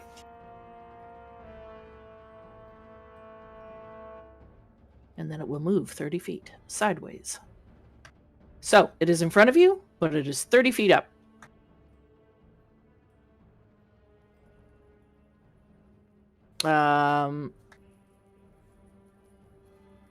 No, it's not going to do that. It's just going to lift off 5 feet off the ground, fly towards you, and attack you.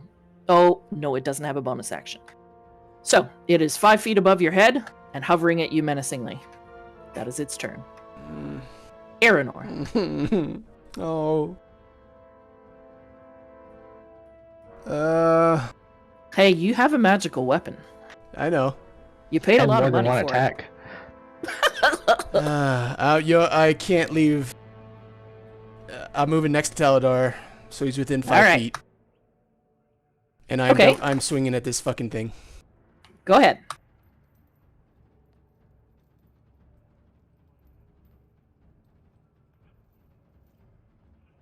Does a 16 hit? A 16 does hit. Okay, 15 points.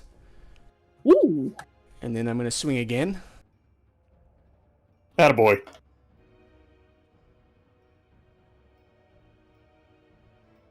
A 19 hits. So much for sneaking in. 22. 22? Is that right? Between the two attacks. Yep. 22 total points. Yep. These things are pretty tough because this thing already took 10 from my pimp hand. And that is with my greatsword +1. Yes, So, it looks like all the damage is going through. Nice. This thing is starting to look pretty rough.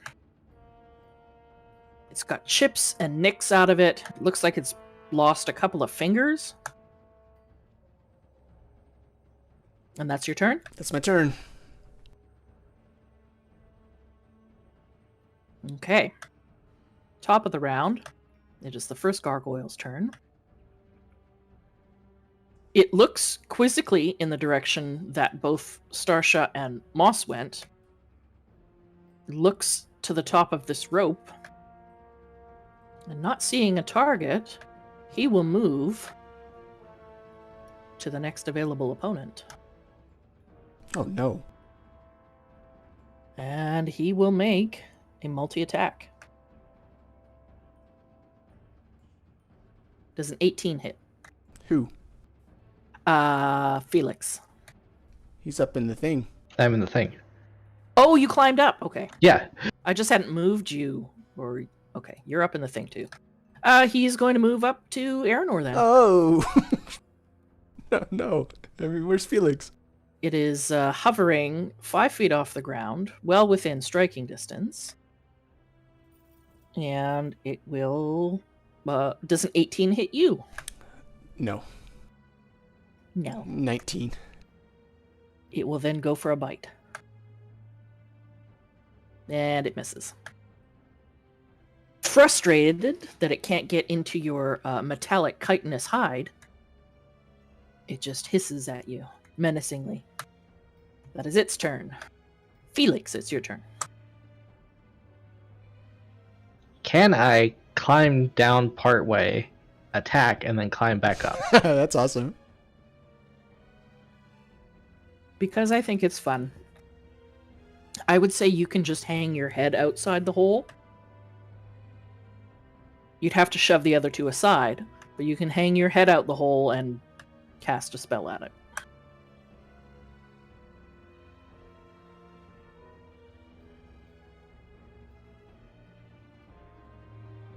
All right. Well, then I will go ahead and do that, and I will cast Scorching Ray at the one that looks damaged that they've been attacking. Oh, the farther one. Yeah. The Scorching Ray, is it a line? Like, is it going to hit Aranor? No, it's 3 rays of. I assume it's when it says rays, it's just like little bolts. I don't think it's. Okay.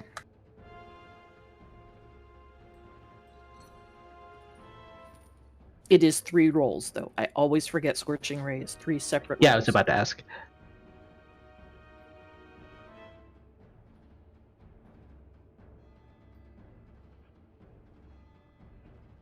Ooh. Damn. So the first one, unfortunately, is going to miss with an 11.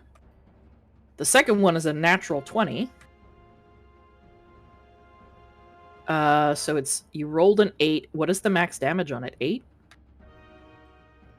It's 2d6. Okay, so 8 plus 12 for 20 on the second one. Woo. And the third one won't matter because it's dead. Well, if I see it destroy, then can I, since I can aim all 3 of them, can I hurl at the other Yes. one? Yeah, that is exactly why it's 3 separate rolls. Didn't matter. Which one just died? The one in front of The you. close one. Nice. 12, yeah, unfortunately, 12 won't hit. And then back up in the hole. Okay. Taladar, it's your turn. Taladar is going to raise his free hand up in the air and make a grasping motion. If this thing's only 5 feet off the ground, and the hand occupies a 5-foot space, then it's going to reach up and grab it from Okay. underneath it. Let me just make sure I can do this. As an action, you can cause the hand to reach for a different creature or to move to a different unoccupied space within range. So I can only reach or move. I can't do both. Well, then I'm gonna put the hand underneath it, and that's my turn. This is Maximilian's Earthen Grasp, right? Yeah. Okay. Yeah, it looks like I can spend an action to move it or to grab something, but not both. So I I'll should put, make you a hand token. yeah, I'll put the hand directly underneath it, and why don't I can't get behind it, but I'll do my best to sort of flank, Okay. and that's it for me. All right. Starsha, you are up in the hidey hole. What would you like to do? I'll do a lucid. I'll poke my head out and I'll shoot fireballs.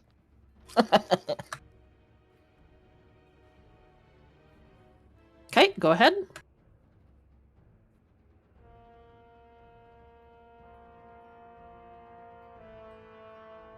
Unfortunately, a 14 does not hit. Of course not.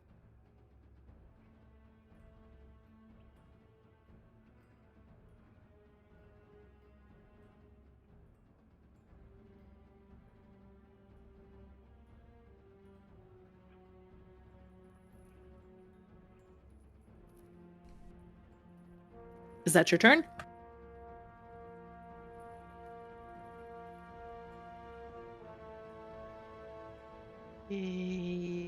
Yes. You're not wanting to move outside, are you?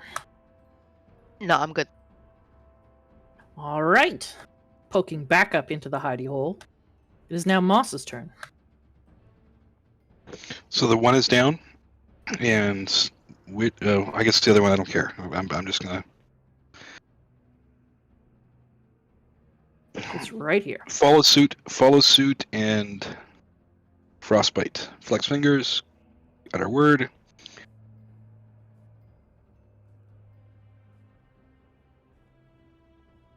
And con 14 save.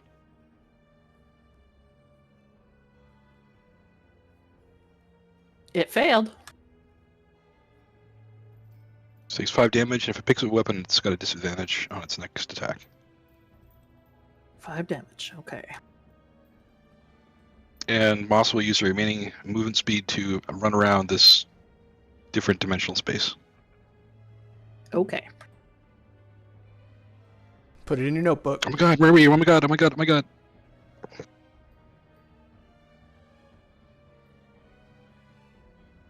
That brings us to the gargoyle.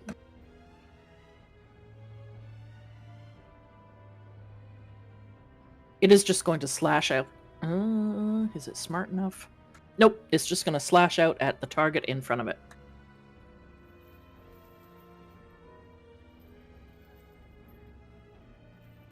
That does not hit. It's going to then go in for a bite.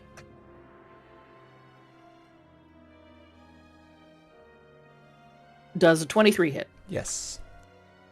You take 7 points of piercing damage. Ah, this bad breath bastard. That is its turn. Oh, it does still have movement. Ooh. It is going to. It's currently 5 feet off the ground.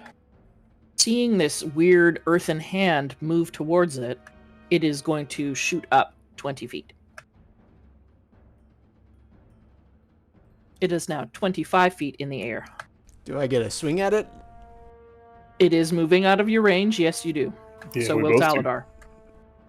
Do I just get one attack or both? my Just one, attacks? yeah. Okay. No, just one. That hits Attaboy, Deeps. for 9 points. My 9 is halved, so it'd be 4. And then 4 points from... What do you mean your 9 is halved? Oh, right, okay. So 4 points from Taladar. 9 for me. Okay.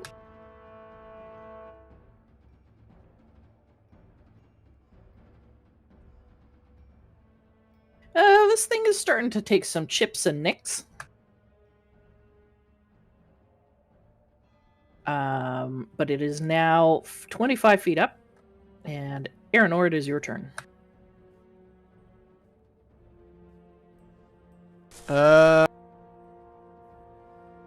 25 feet up, huh?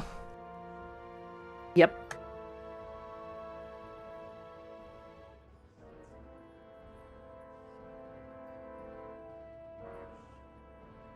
How... Can I run and climb the rope and jump off at it? Rope's only 5 feet. Alright. Yeah, the rope goes up 5 feet into a dimensional space, so you couldn't stand at the top and jump.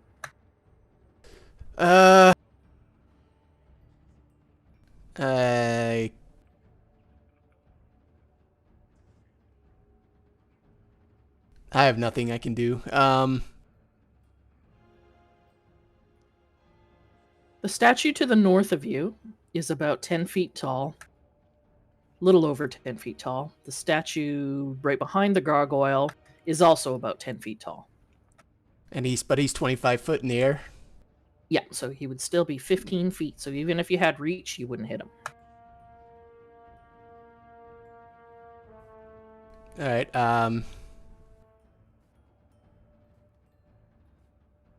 I'm gonna move next to Taladar and I'll end my turn. Okay.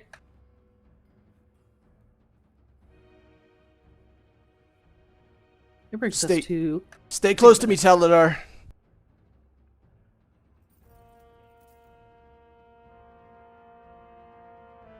I think I went in the wrong order with the gargoyle. I did. So we're going to skip his turn because he just had it. Felix, it is your turn. I'll pop out of the hole, do a firebolt at him. Okay.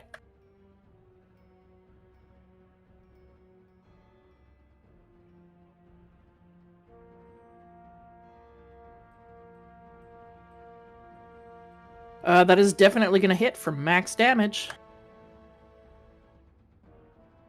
12 points. That's not max damage. It was a crit. Like it was No. max damage, isn't it? No, it's 2d10, so it could have done 20. Only did 12. Ah. But I'm gonna pop back in. That was my turn. Okay. This thing is now starting to look pretty rough.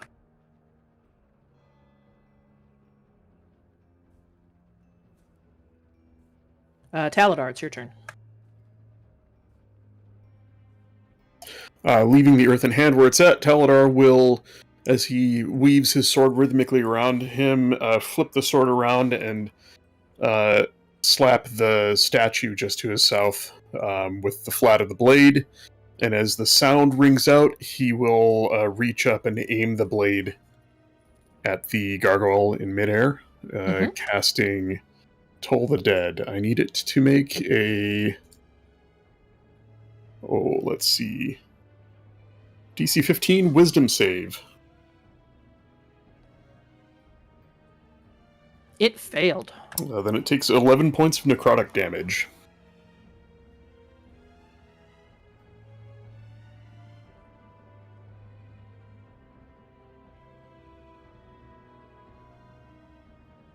All right. This thing is really looking rough now. Is there anything else? No, that's all he can do. Starsha. Yeah, I'll try that firebolt again.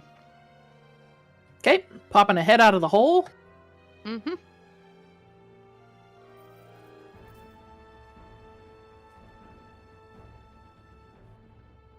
Why does this game hate me? Just doesn't like you to cast Because spells. you're a rogue, not a wizard. It goes wide, hitting a statue farther along into the garden. Oh, great.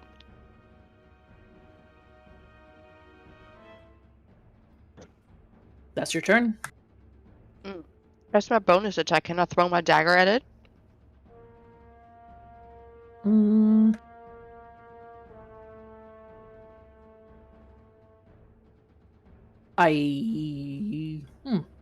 No, as a bonus action you can't. No. Wait, was your firebolt a cantrip? A bonus action? Is it castable as a bonus action? It's an action. Then no, you cannot throw your dagger, unfortunately. But it's like a... Let me see how I can justify this. The answer's still gonna be no. Moss, it's your turn. Moss Do gonna stop. weapon fighting. Can I But make that's my second only... weapon? No, you can only do that if your first attack is with a weapon. It was. I No, used it wasn't. magic. That's not a weapon. My fingers. Moss will stop. Go ahead, Moss. We'll stop running around in circles. Clamp. Go down the hole with his head sticking, because it's only 5 feet up in the air. Mhm. With his head sticking up the hole, still confused, and then ducking and moving. I guess I can move opposite Taladar. Oh, God.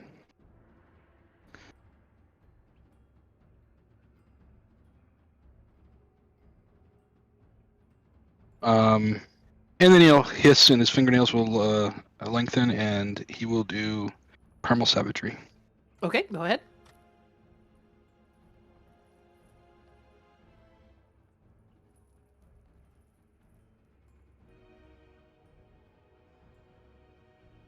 Unfortunately, even with elongated nails, they don't manage to penetrate this stony hide.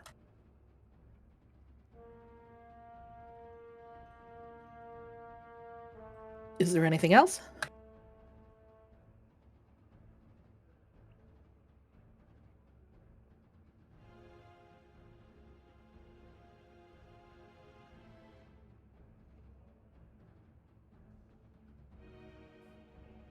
Hello? Oh, that's right. No, nothing else. Okay, Aranor, it's your turn. What about the gargoyle? Oh, you already went? He got moved in the order, so he'll go after you. That was the dead one that was before you. You guys, I need to step away for a little bit.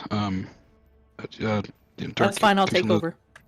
Just one quick note, and you can tell me if this is loud or not. I didn't get a chance to touch base. I'd like to have pick up Revivify, and if I could have spent 300 gold on diamonds for the material components, I would have done that back at the thing. You can allow that or not, up to you.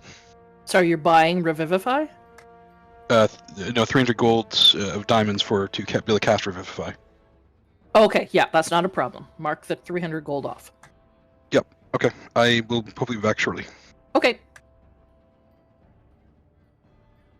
Okay, Aeronor, it is your turn. He's still up in the air. He is.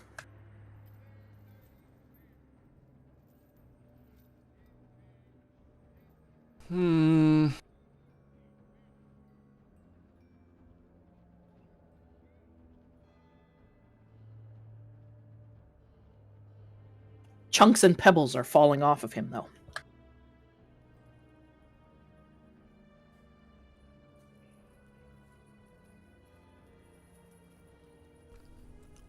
Can I throw a hand axe at it?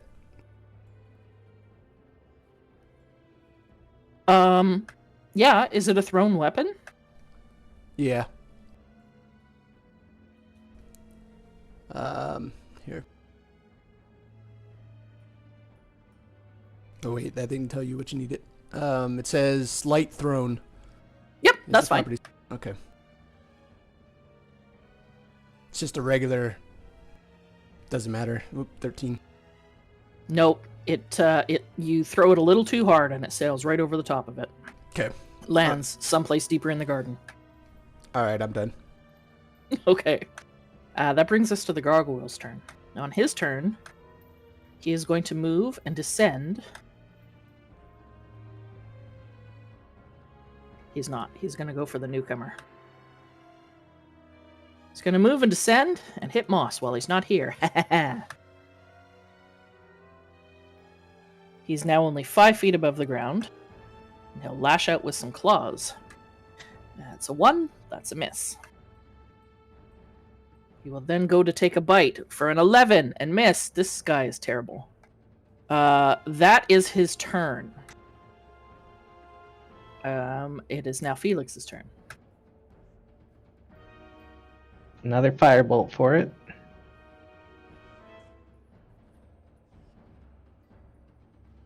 That hits. 6 points of damage. This thing is really starting to fall apart.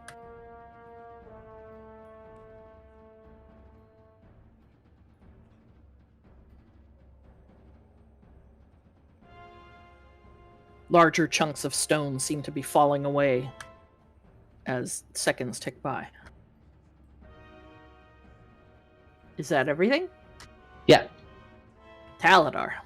And it's on the ground, right? It's 5 feet off the ground, yeah. Okay. The hand is still in this space right here. Mhm. Can the hand reach it from the next square over and a square down, or is that not a thing? It can reach 5 feet, right? Mhm.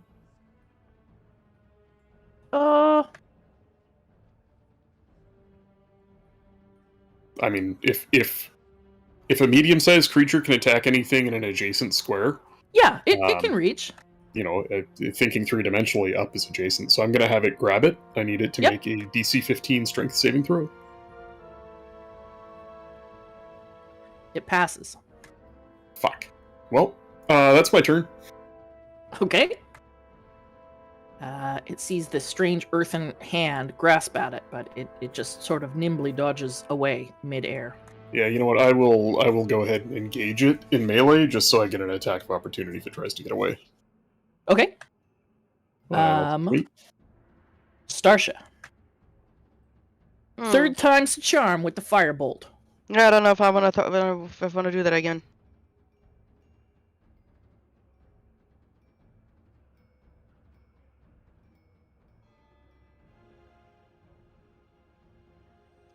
I think I'm gonna throw my dagger, Okay. my magic one. Okay. Teebs, are you drawing hands? Nope. Who do you think's drawing? Lucid. Unfortunately, even your magical dagger manages to sail just wide. It's hard to aim when you're hanging upside down out of an extra-dimensional hole in the middle of the air. So your dagger does fly wide. Remember to retrieve that at the end of the combat. Is there anything else? You want to throw another dagger? Yeah, you know, why not?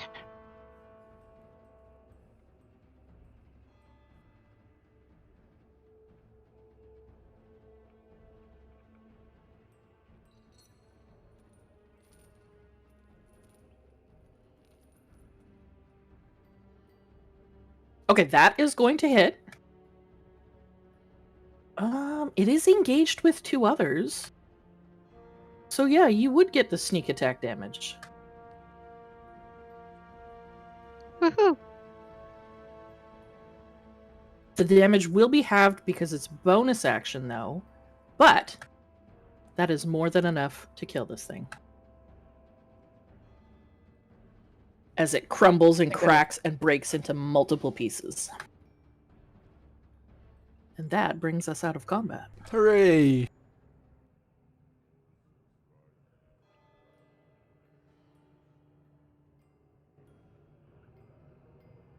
Do we hear any noise as if like people are rushing to the sound of combat or anything like that? You all stop and sort of catch your breath for a minute, a couple of you remaining hidden up in the hole. A minute or 2 goes by. It doesn't look like anyone is coming.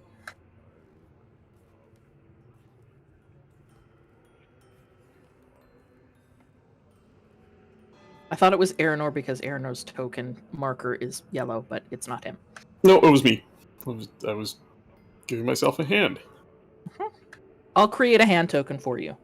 That's fine. I can keep drawing them. I just forgot.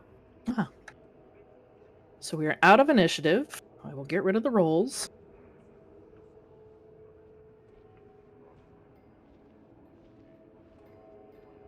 So you are all now inside this garden.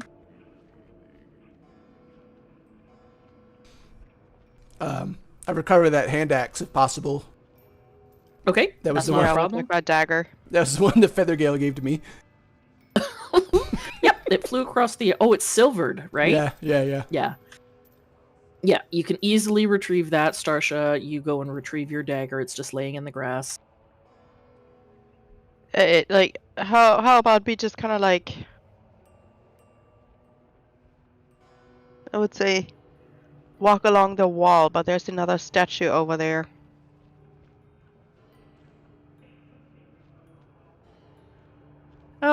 Everybody give me perception checks. God damn it, I closed the moss one.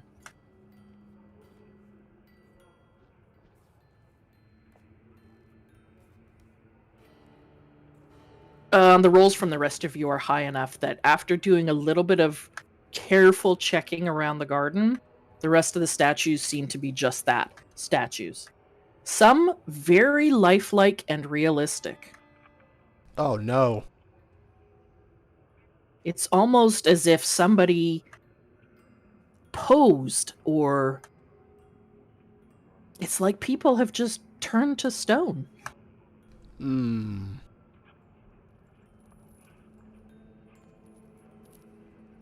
What would you guys like to do? Man. Well, you know what that means? My next character, I better get Taladar killed so I can bring in my next character who is a cleric who can fix that. Can that be dispelled?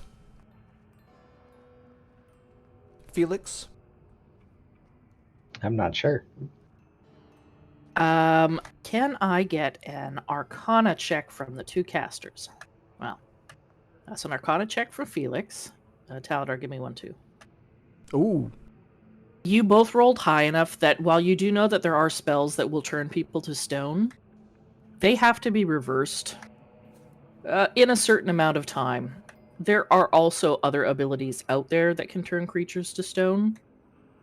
By the look of these statues, they've been here for some time, and you don't think that it would work.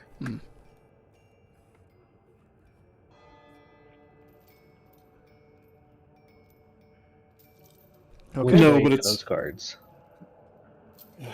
I don't think we have anything at our disposal that could cure it if it were to happen to one of us, which is my more immediate concern.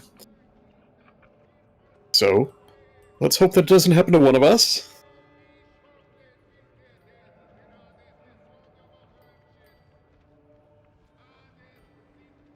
Oh, I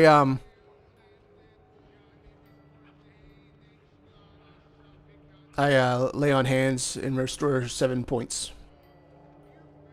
To yourself? Yeah. No problem.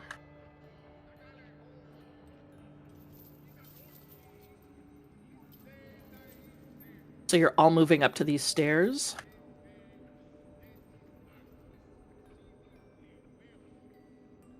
As you move past this window, it is only a foot or two off the ground. It's much lower than the rest of the windows in the monastery. And as you pass it, it looks like it is someone's office. From what you can see, Moss will move up to the other side of the window. From what you can see, it's unoccupied. It does look like there are there's a table in there with multiple chairs around it. What looks like a writing desk and an uncomfortable looking bed. There's also a large chest sitting beside the writing desk. Oh, shit. Oh, yeah.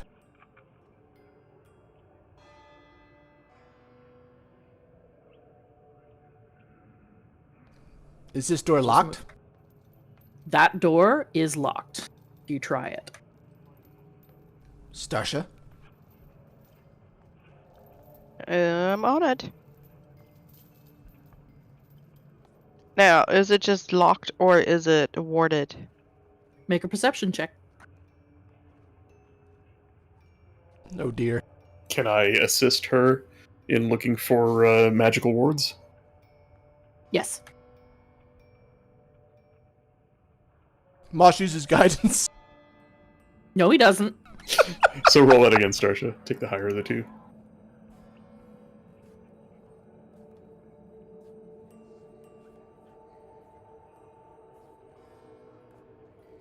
Yeah, nice. It is a relatively complex lock, but there is no arcane component to it. It is just a very good lock. So, give me a whatever the hell lockpicking check is. Is it just Dex?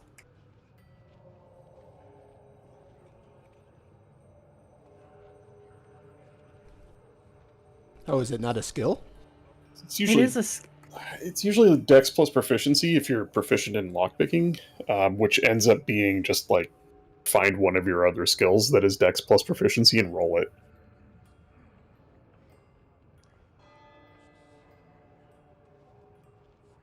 You can also create a custom skill for it, but yeah. I'm just looking.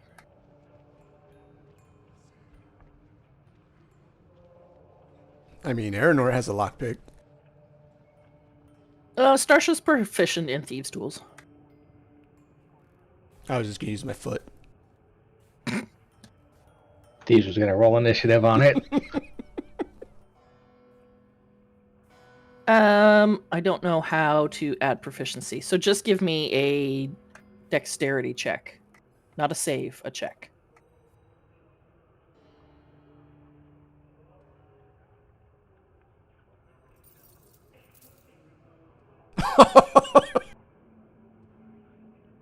Starsha! Unfortunately, in the process of attempting to pick this lock, you managed to get one of your lockpicks jammed. Of course. I will allow you to roll your dexterity to see if you can pull out the lockpick without breaking it off in the lock. So go ahead and roll a dexterity check again. Ugh. I was looking for 15. Unfortunately, one of your lockpicks has now snapped off in this lock. Like, my dexterity is 16. How do I roll so low? It's just the luck of the rolls. This lock is now jammed.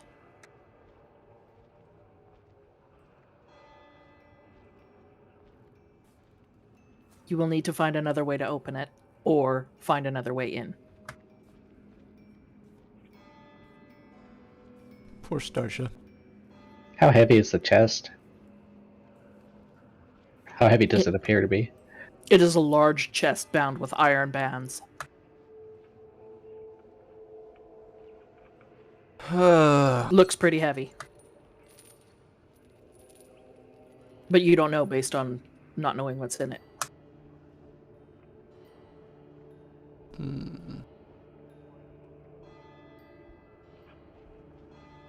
So you have a couple of options.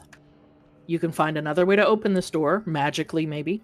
You can kick it down, creating a lot of noise, or you can find another way in.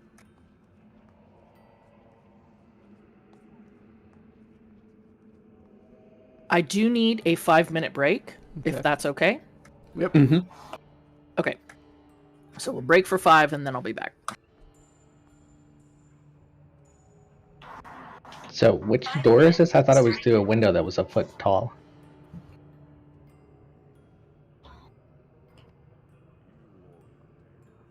What's that, Lucid?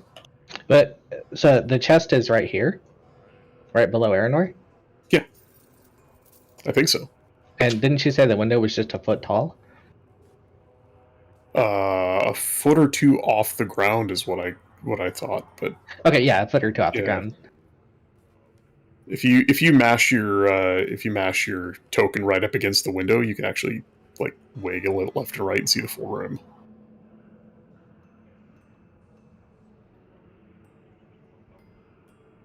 I really want to like dynamic lighting, but so far it's just a huge pain in the balls. I mean, so couldn't, like, Aranor just climb through the window and smash it? Well, I didn't catch, is the window locked as well, or is it just this door that's giving us a hard time? How did she get in?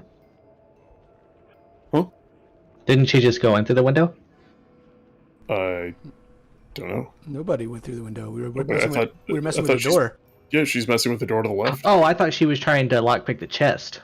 No, she was trying Okay, to that's lockpick what the- threw me. She was lockpicking the door. Oh, I thought she was lockpicking the chest. I'm like, well, if it's just like we can touch it.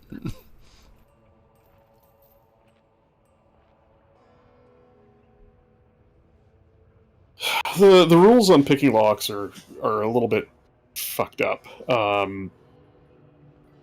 In the player's handbook, page 152, in the list of adventuring gear, it's specified that a creature proficient with thieves' tools can pick locks with a successful dexterity check. Then the Dungeon Master Guide, page 103, dictates you must have thieves' tools and proficiency in their use to pick a locked door, so you can't even attempt it without the tools and proficiency. What's not entirely clear is if you apply your proficiency bonus to the dexterity check or not. I think you do. I don't see why you wouldn't. With everything else you're proficient with, you get to apply your proficiency bonus. It just doesn't say straight up that you do. So, do we know what's behind this locked door? The big room with the two heavily armored guys in it and the stairway leading downstairs. It also appears to be the I might be a little bit meta with this, but it appears to be the biggest, temple room, chamber, whatever in this complex. Okay, I got all confused thinking we were looking at the chest, that I was just...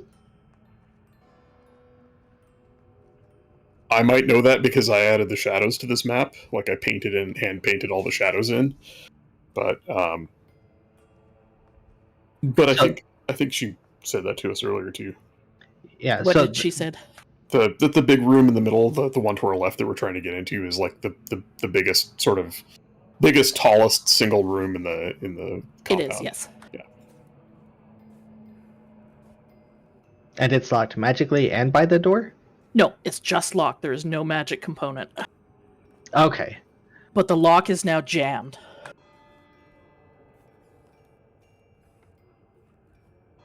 Meaning the only way you can now unlock this door is magically. via something like the knock spell, or forcing it down, which will create a lot of noise. So I don't think anybody has Oh. the knock spell. Why would I ever take knock when we have a rogue in the party? I have an idea. I have this magic hand thing. Okay, what do you want to do No. with it? Let me see how that works. Can I not use that to open the door from the inside? No, the door itself, it's now jammed. Nobody could open this door without unlocking it now. Yeah, from the inside, right? Are you talking about Mage Hand? Yeah. Can you see on the other side of the... Do you have a clear line of sight to the other side of the door to apparate the need Mage that? Hand there? Yeah, you would need it in order to do it, but even doing so, the door is now jammed. The lock has been broken in such a way that it cannot be opened unless you open the door magically or break it down.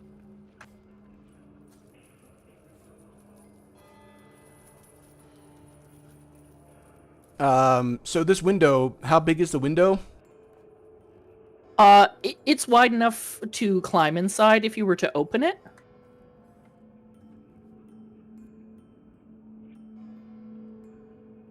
But it's locked, I'm assuming. It is locked. Oh, it's supposed to be locked. It is locked. Mm, Well, I don't have any magic Do to it. break the door down. yeah, do any of you guys have something that can create like a cone of silence or something? I can firebolt. So we can No. break the door down? Or you can pick the lock on the window and go in that way.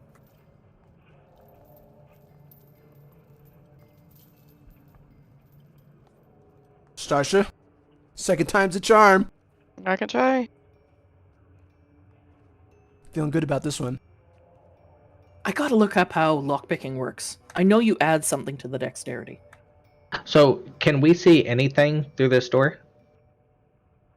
No, the door that you were attempting to go through is solid. It's solid wood, banded by steel bands. And there's no vision whatsoever from where we No. are into the room. Okay. No, it's solid.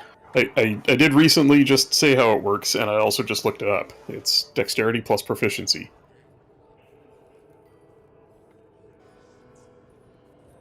If you're Yeah, I don't proficient know. with lockpicking, if you're proficient with thieves' tools and have them. Yes, and she does. I just don't know what you add. What is... Proficiency, dexterity plus proficiency. Yeah, Per that's the only goal. proficiency bonus. It's +3. At level 5, it's +3. That's why I was Okay. saying it's easy enough to just find if she has dexterity, if she has proficiency in any dexterity-based skill, like sleight of hand, for instance, just roll that. No, it doesn't look like she has that. Okay, Starsha, roll your dexterity and add your +3 proficiency.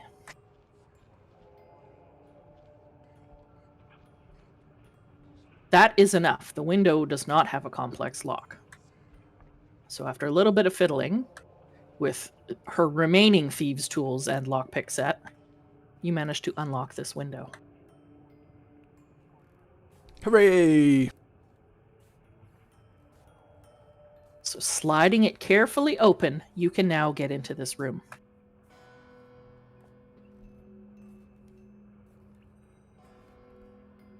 And it's open, so you can actually move into it yourselves.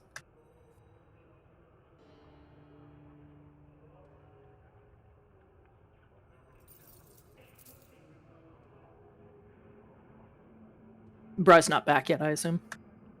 No, it's not. Let's search this room. All right. Who's doing the searching?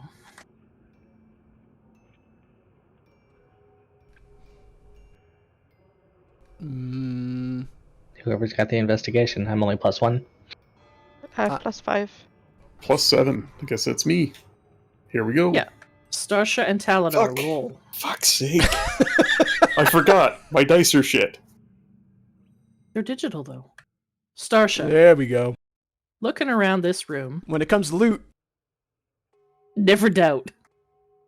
Looking around this room, this is probably someone in a position of authority that owns this room. It also functions as an office, perhaps a meeting place.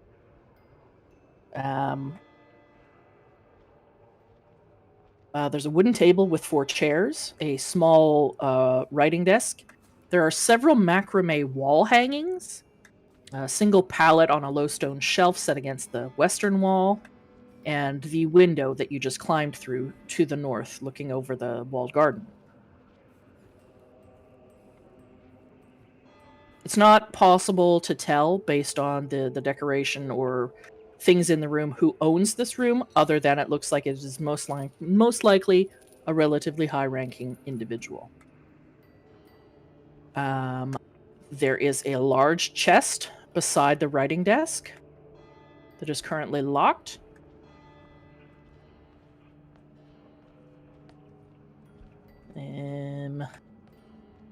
The writings and books on the desk look like they are accounts. It looks like this monastery operates mainly as a monastery, but also in order to generate income, they have a bit of a still set up where they produce brandy. And so there's notes and details about the production, how many barrels have been produced this week, last week, preceding months, etc., etc.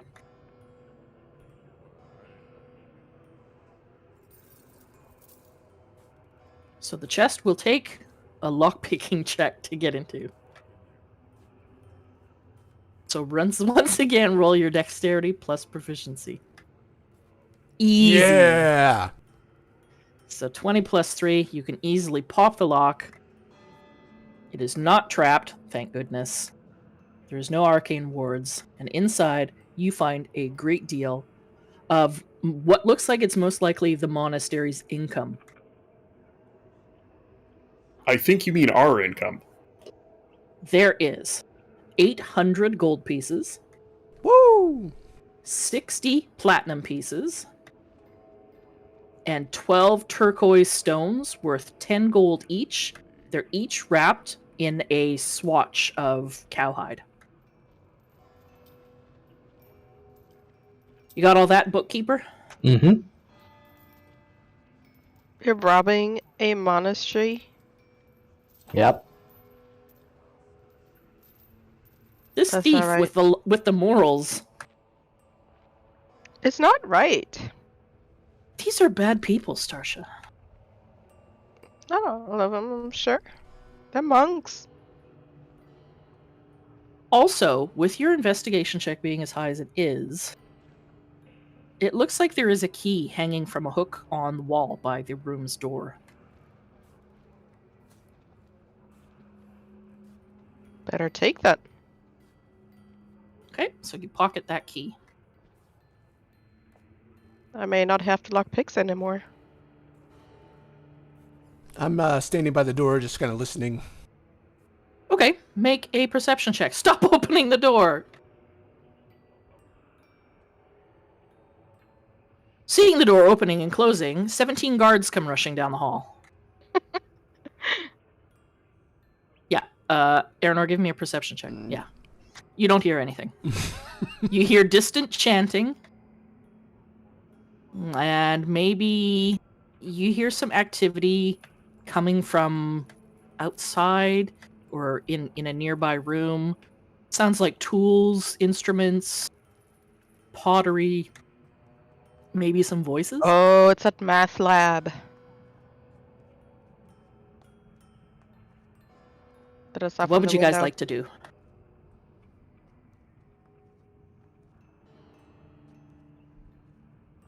Felix is preparing to firebolt based on his position in the corner. I'm going to slowly open the door, peek outside. Okay, so you open the door.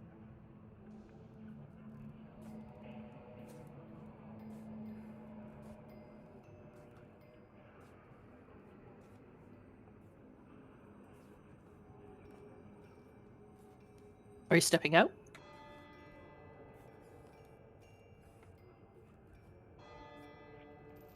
Yeah. Yeah. So stepping out into the hall, it looks like the same sandstone floors and grayish-brown stone walls. To the south, you can see there's another door that leads to a room in the east, and it looks like a hall that continues on to the south and to the east. There is another door directly to your south. Starsha, you would know that that room, or you think that door, leads to the room where you saw people training. Okay. Which door was that? Sorry. Okay, thank you. So we investigate the door across the way, guys?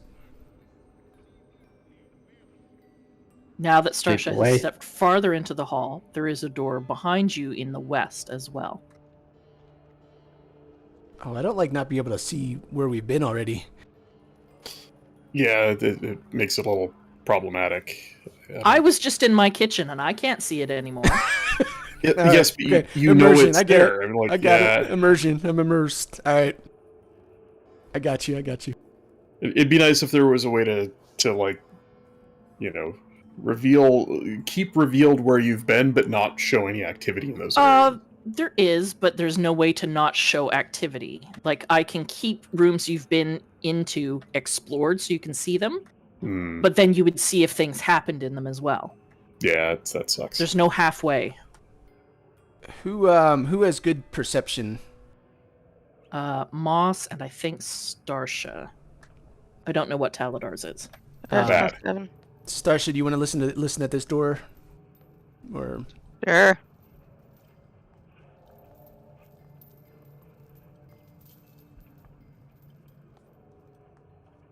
nice. Nice. So with a natural 20. First of all, you know that this door is locked, and the style of the lock matches the key that you just lifted from that previous room. In addition to that, you can hear the sounds of work being done. You're not entirely sure what it is. Sounds like mixing and bowls. There's some talking, metal on metal, some corks being popped, maybe. There are definitely people at work in this room. Let me see your work. Wow.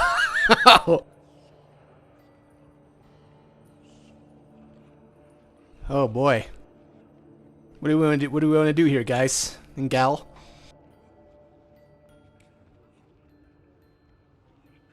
Thoughts? Do we have any idea based off our scouting what's in there? Other than just her listening just now? Well, I saw Starsha? that there was some vats of some sort.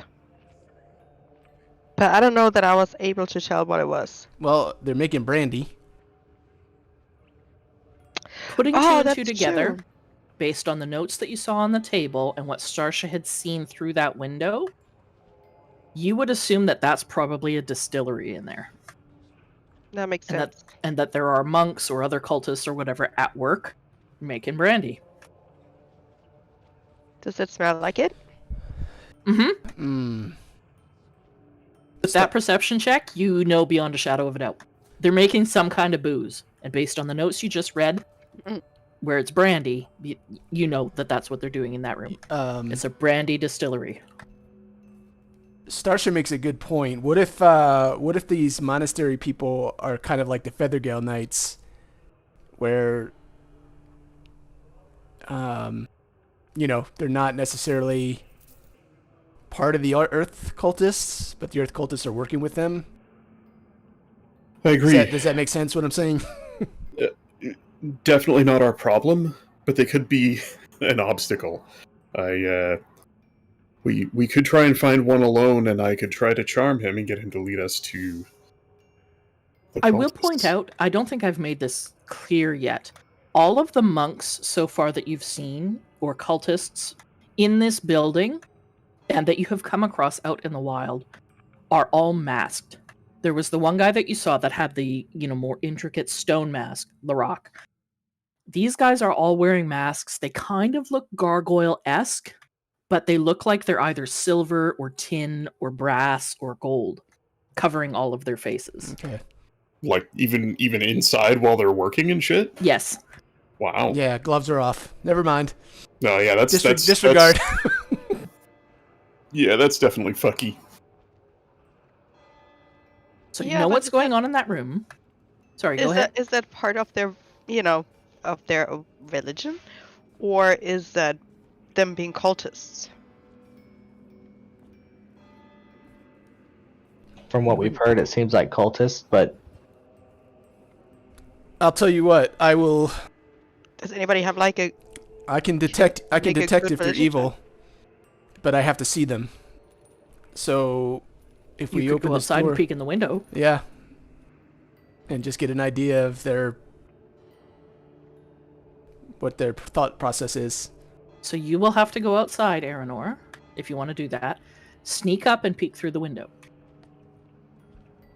All right. Do you want me to move out there or just assume? No, you can just assume. All I'll right. stick you out there. I will use one of my define.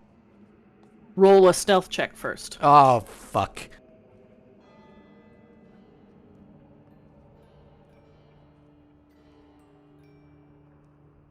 Guess what?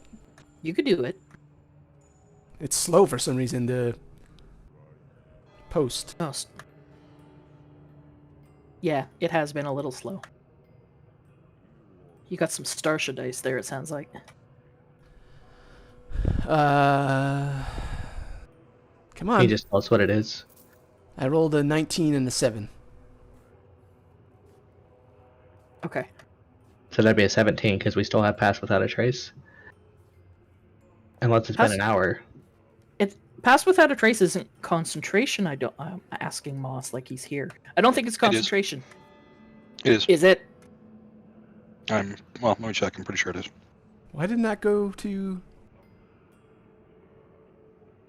Oh, there it is. I didn't see it on the stream. Concentration up to 1 hour. No, it's been kind of slow. It did that to me earlier. I rolled and nothing showed up for a while.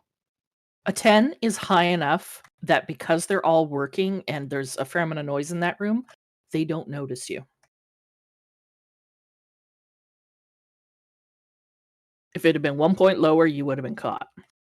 So, your divine sense will go off, and you do detect the presence of evil. It's what, 30 foot? 60? Yeah. Within 60 feet. You are getting several pings of evil from several locations within this building, but surprisingly, you are getting an extremely strong sense of good coming from a room in the southeast.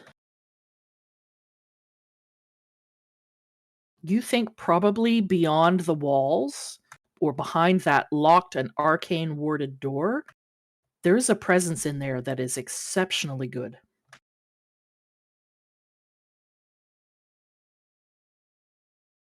Okay. So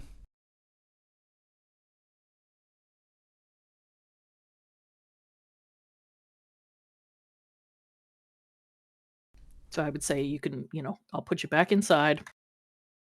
I'm assuming you're relaying what you've seen to your friends. Yeah, let them know. Yes, they are evil. I have confirmed this.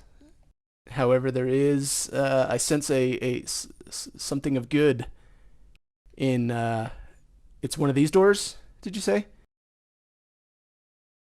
It's either this door here. Oh, you can't see that. yeah. So it's either this door here, or from outside in the garden, there was the door that Starsha looked at that had like some sort of arcane ward on it. Okay.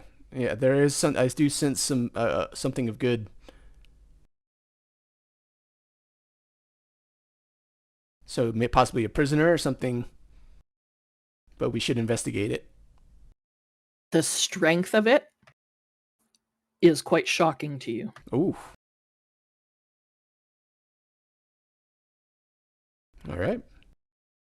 The only time you've sensed anything like it is perhaps in the presence of Ushin or extremely high up members of the Order of the Gauntlet. High ranking clerics. And this feels even stronger than that.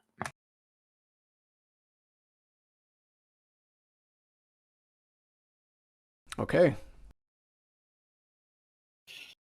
What do you think?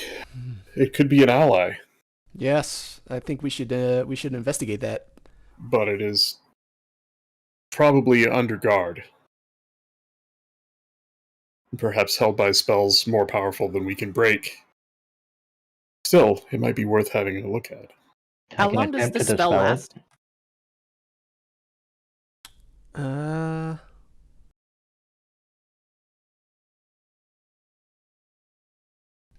Just one action. So I just like kind of look, I guess, and Okay.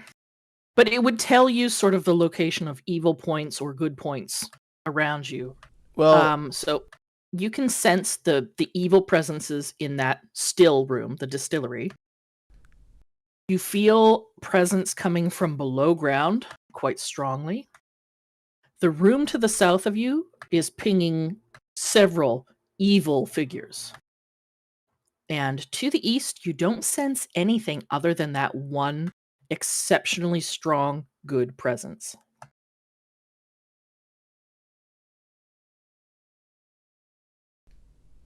okay.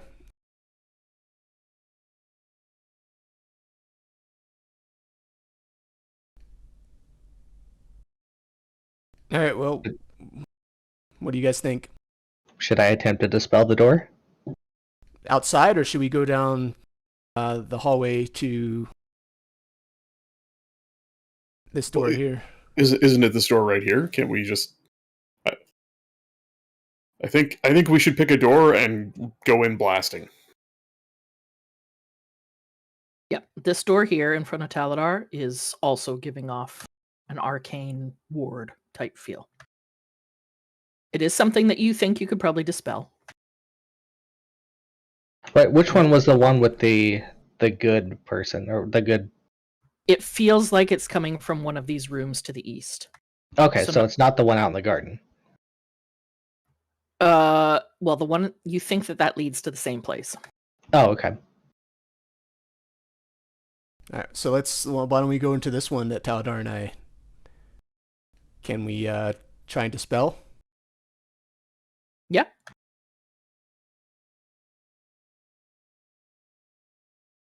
I'm just moving you up, Starsha. Moss, I've moved you as well.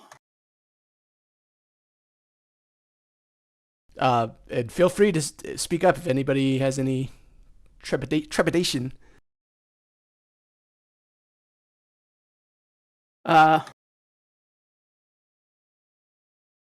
Yeah, so Felix concentrates. This is quite a powerful spell.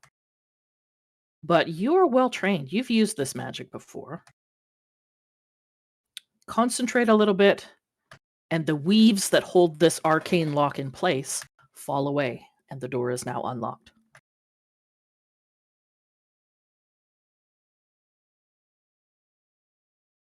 All right. Peek in.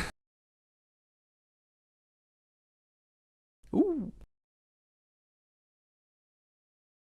Opening the door and looking inside, stepping inside, you see a great number of things.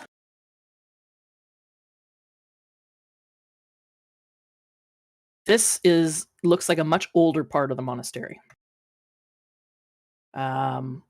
It looks like it's been outfitted as some sort of arcane lab. There's work tables that are covered in apparatus and alchemical supplies. There's shelves full of strange curios, dusty clay jars. The windows you can see from the interior have all been bricked up, and there are cobwebs hanging thick over everything. There is an ancient figure perusing a heavy tome that lies open on a desk in the center of the room, making notes on some parchment that are covered in arcane writings. I told you once, I will tell you countless times not to disturb me. I have already told you, no, I do not wish to join your cult. Begone. We've got a cult, guys. What does this guy look like? Oh, he looks like... Ooh, we have a picture? Yes, I will put it in Discord.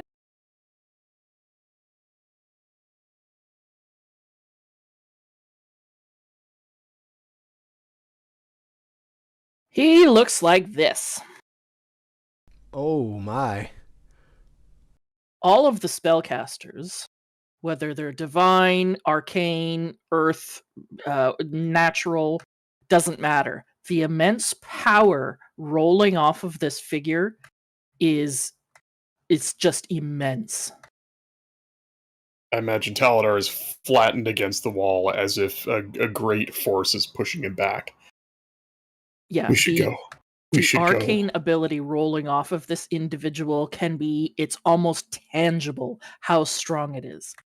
But, Aeronor, you now know that this is where this incredible sense of goodness is coming from.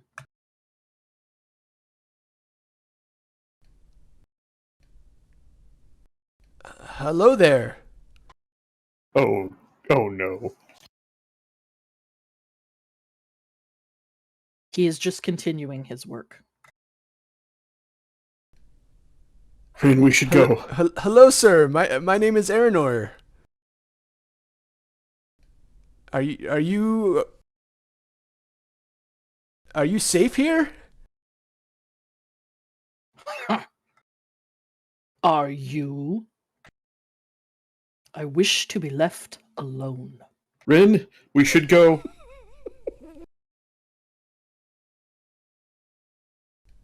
Okay. All right. Well, my apologies for bothering you. As he looks up at you, you can see that this figure, doesn't appear to have eyes. Oh boy. Inside of his sunken skull are two glowing pits of a pale, pale purple. Wait. What is that symbol you wear? Oh boy. I am a paladin of Tyr. Come closer. Okay, I walk up closer. My eyes are not what they once were. Step closer. And he motions to you with two fingers, two skeletal fingers. Oh, he's good though. Then you shouldn't have a problem stepping closer.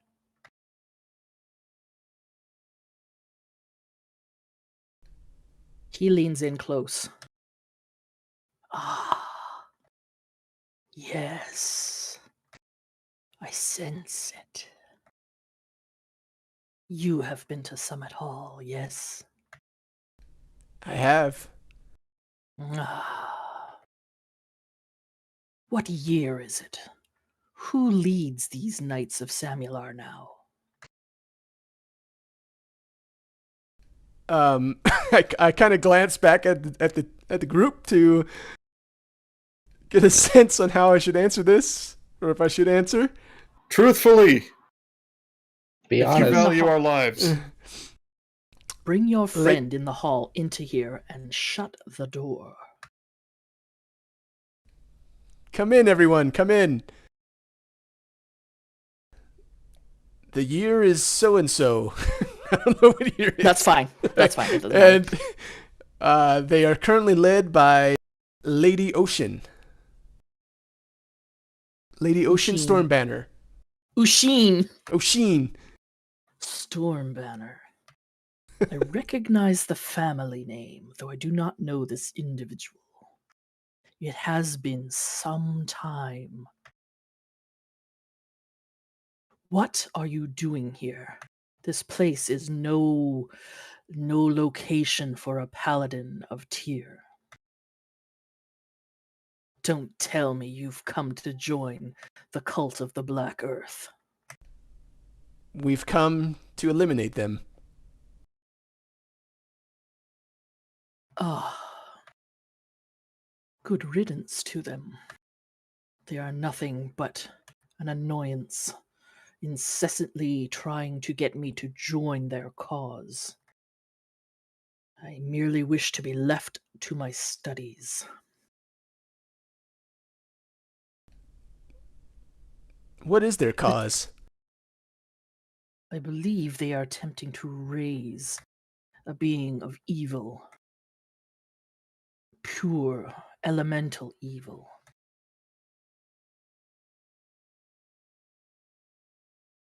Their workings deep below. They have brought several individuals to this keep to put to work in their mines. I believe they are close. I see. Do you know of the what was that? What was that guy? The one Taladar's looking for? Oh, the mud sorcerer. The mud sorcerer? The mud sorcerer, he styles himself. He, I believe, is below. Mirage. Vizan Mirage. Yes, that's him. We have unfinished business. His eyes flick up to you. Ah, practitioner of the arcane. I dabble. I smell it on you. You're, How rude. Let me introduce myself. My name is Renwick Caradun. Taladar bows deeply. Taladar Lathraean, and your humble servant, if you so wish it. Your power is tangible, and it's impressive that you wield it alone.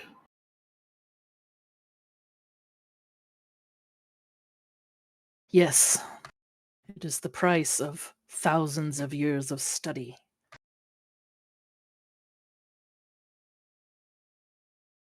Ren, I believe we should leave the gentleman to his business. You may feel free to rest and recover here should you wish. I will not take part, of course, in any of your dalliances beyond your fight with these cultists. I have sworn to never harm again. But you would be safe resting here or in the chamber beyond.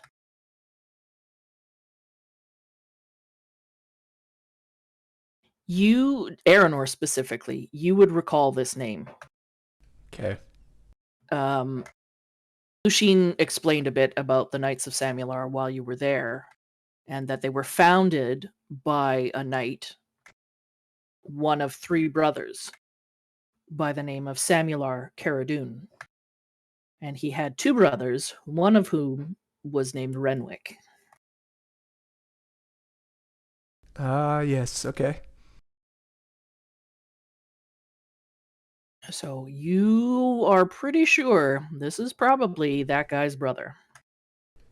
And you would know that at the time, during the Troll Wars where Samular fell, Renwick supposedly fell too. But obviously something has happened to raise him into lichdom. This is what you would consider an archlich.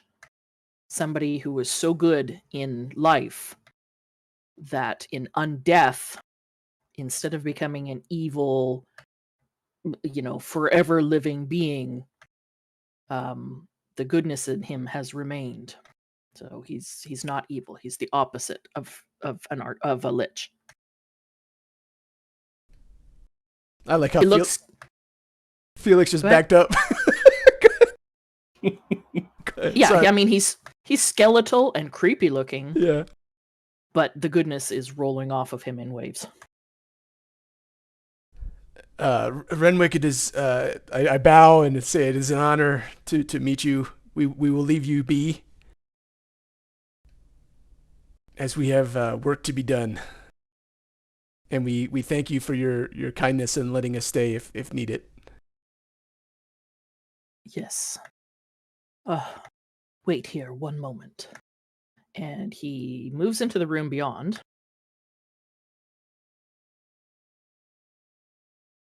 And a couple of minutes later, you hear some rummaging around. He comes out a minute or two later. Here, this may help. And he hands you, with his long, skeletal, bony fingers, an amulet of health. Oh. Should you manage to cleanse this monastery, drive them out, kill them if you must, I will make sure that no more cultists will reoccupy it.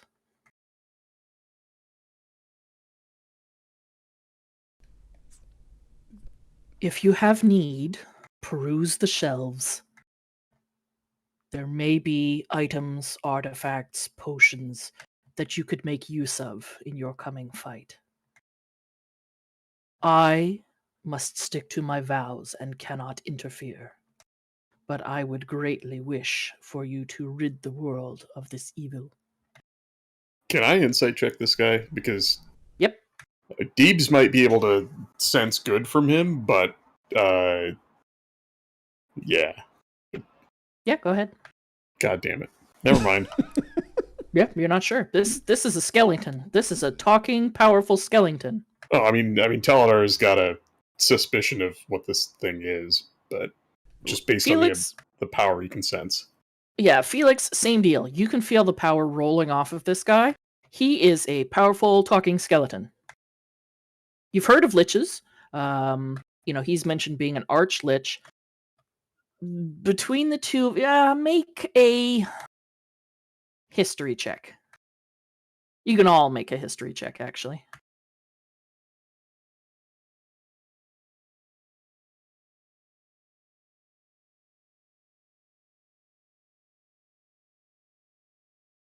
Moss is going to look to the stars and for guidance on what all this is about. There's a ceiling. We're inside. Yep. Freaking pride. Yeah. None of you really. I mean, Felix, you've heard maybe of an archlich someplace in some ancient textbook somewhere.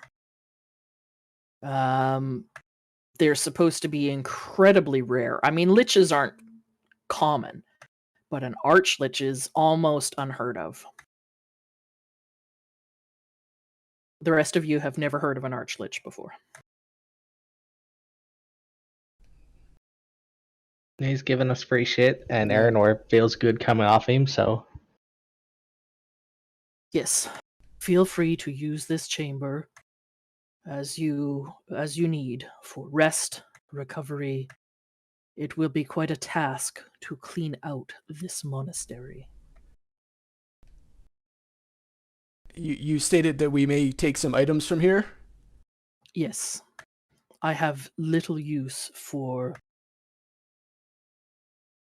creature comforts, rest, recovery, health potions, the like. My magics sustain me. We greatly appreciate your assistance and thank you very much for this amulet. Can we have a look around and see what kind of items? Absolutely. Everybody make an investigation check. Ooh. Talent poker. What the fuck? Who's good at investigation? I'm going to give them a. I haven't looked at the rolls, but I'm going to give them a Guidance. Guidance. Thank you. Well, Starsha rolled higher than Taladar. Don't. I mean, I should do it. I should not know the roll. I'm just saying I can give it to someone, right? So I would give it to Starsha. I'll roll myself. So Starsha, you get a +4. Damn, Or boss. plus 1d4 roll.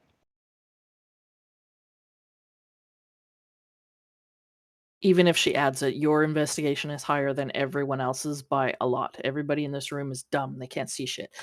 Tyler doesn't want to touch the spider webs, so he's not looking too closely, even though he really wants to. He basically won't take his eyes off of this incredibly powerful being that he does not trust at all, as he sort of wanders around the room. But yeah, he can't He stop basically looking at all- this thing. Basically all the cool stuff's on the ceiling. Uh-huh. So yeah, you wander around, Moss, you and... Well, Aranor's not bad. Starsha would have added to hers. This is what you're going to find. Let me just make a roll or two.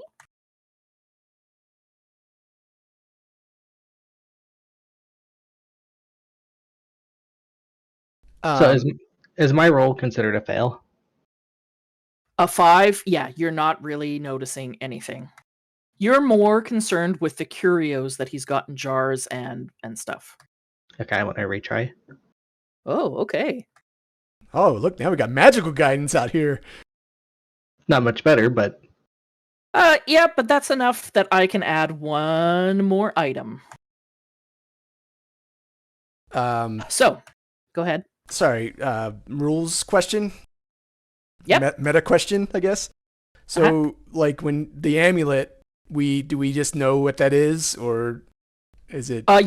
You would definitely recognize it. You've Okay. seen other paladins, other fighters with this. It's an amulet of health. It's it's not common, but you've seen enough people wearing them Okay, that you know what it is. All right, It boosts your con to 19. got it. Thank you. Unless your your con is already 19. Then Okay. it doesn't do anything. So, what you find a potion of greater healing, Nice. a potion of hill giant strength, and 2 scrolls.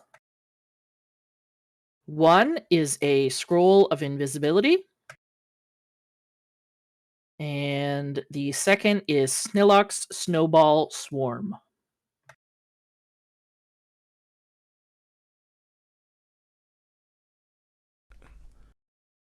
All right. Felix, do you use scrolls? Do you need scrolls to learn spells?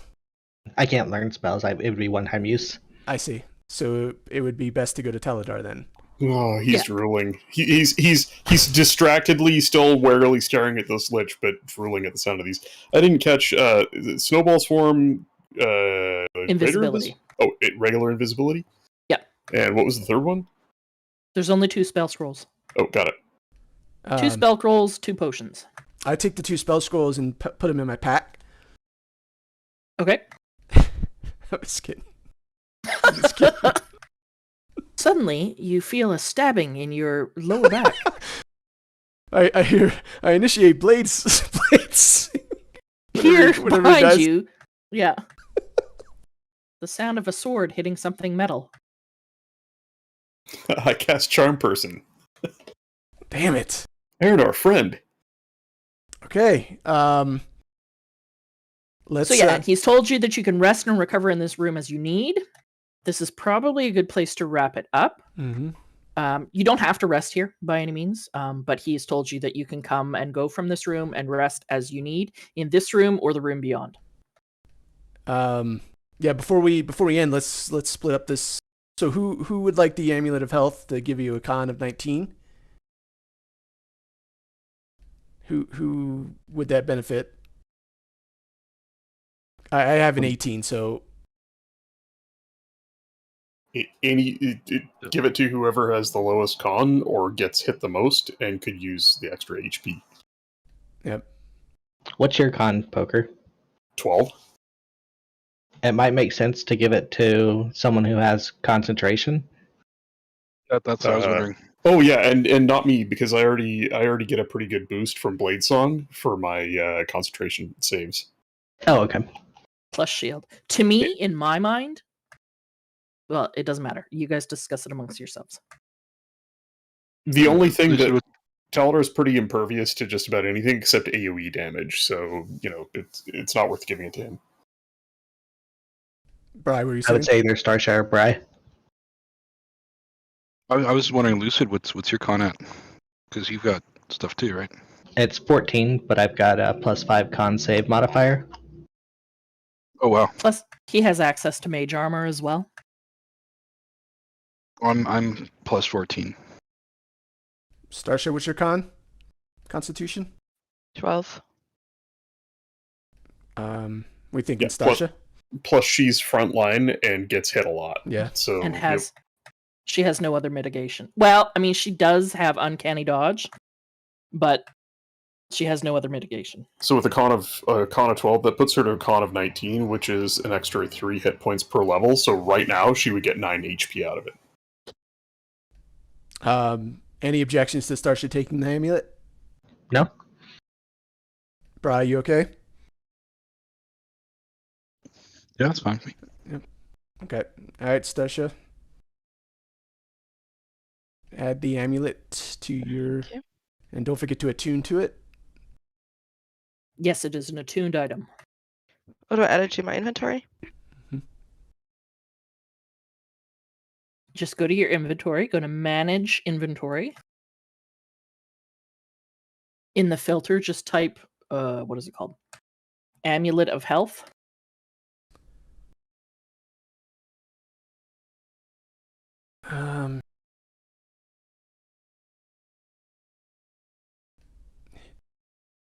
And then when you find it, click add. I think it gives you the option to put it in your pack or equip it, whatever. You want to equip it and attune it.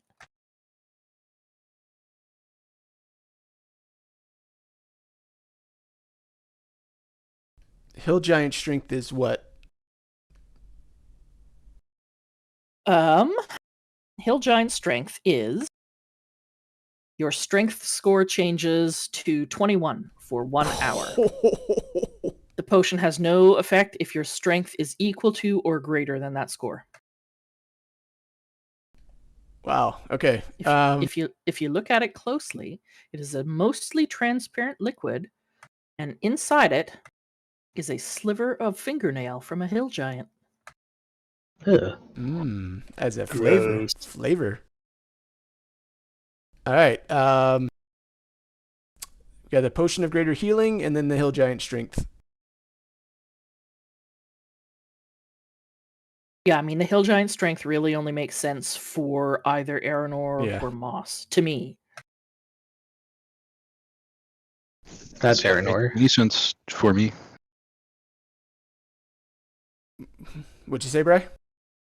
I don't see how it would make any sense for me. It really only makes I'm- sense if you're then going to use a wild shape. The wild shape would take the strength from whatever I wild shape into, right? Yeah, Like, but I you don't- would I- add I the only- hill only giant got- strength to it. Oh, even when I'm wild shaped, I get to add plus. Mhm. Okay. Probably still makes more sense for Anwar. Using it as a utility, anybody could use it and get the same benefit because it sets your strength. It doesn't add to your strength. So really giving it to Aranor for combat, he's the only one that uses strength as his fighting stat. Makes the most sense.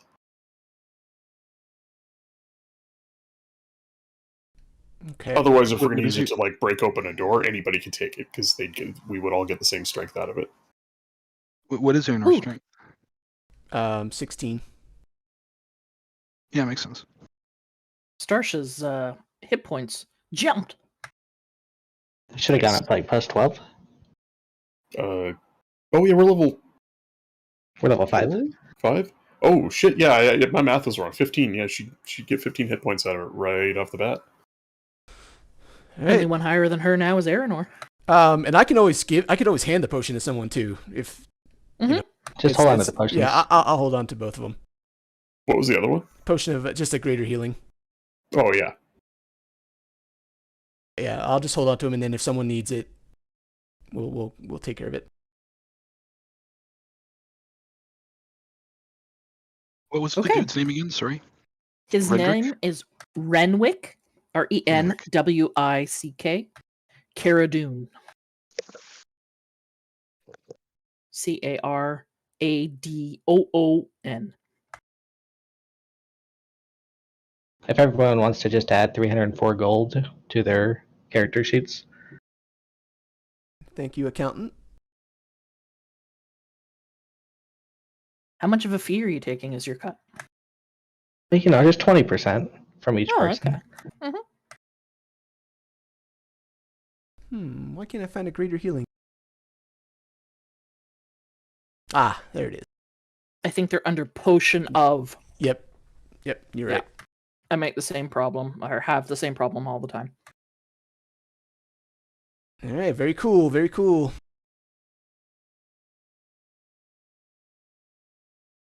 All right, yeah,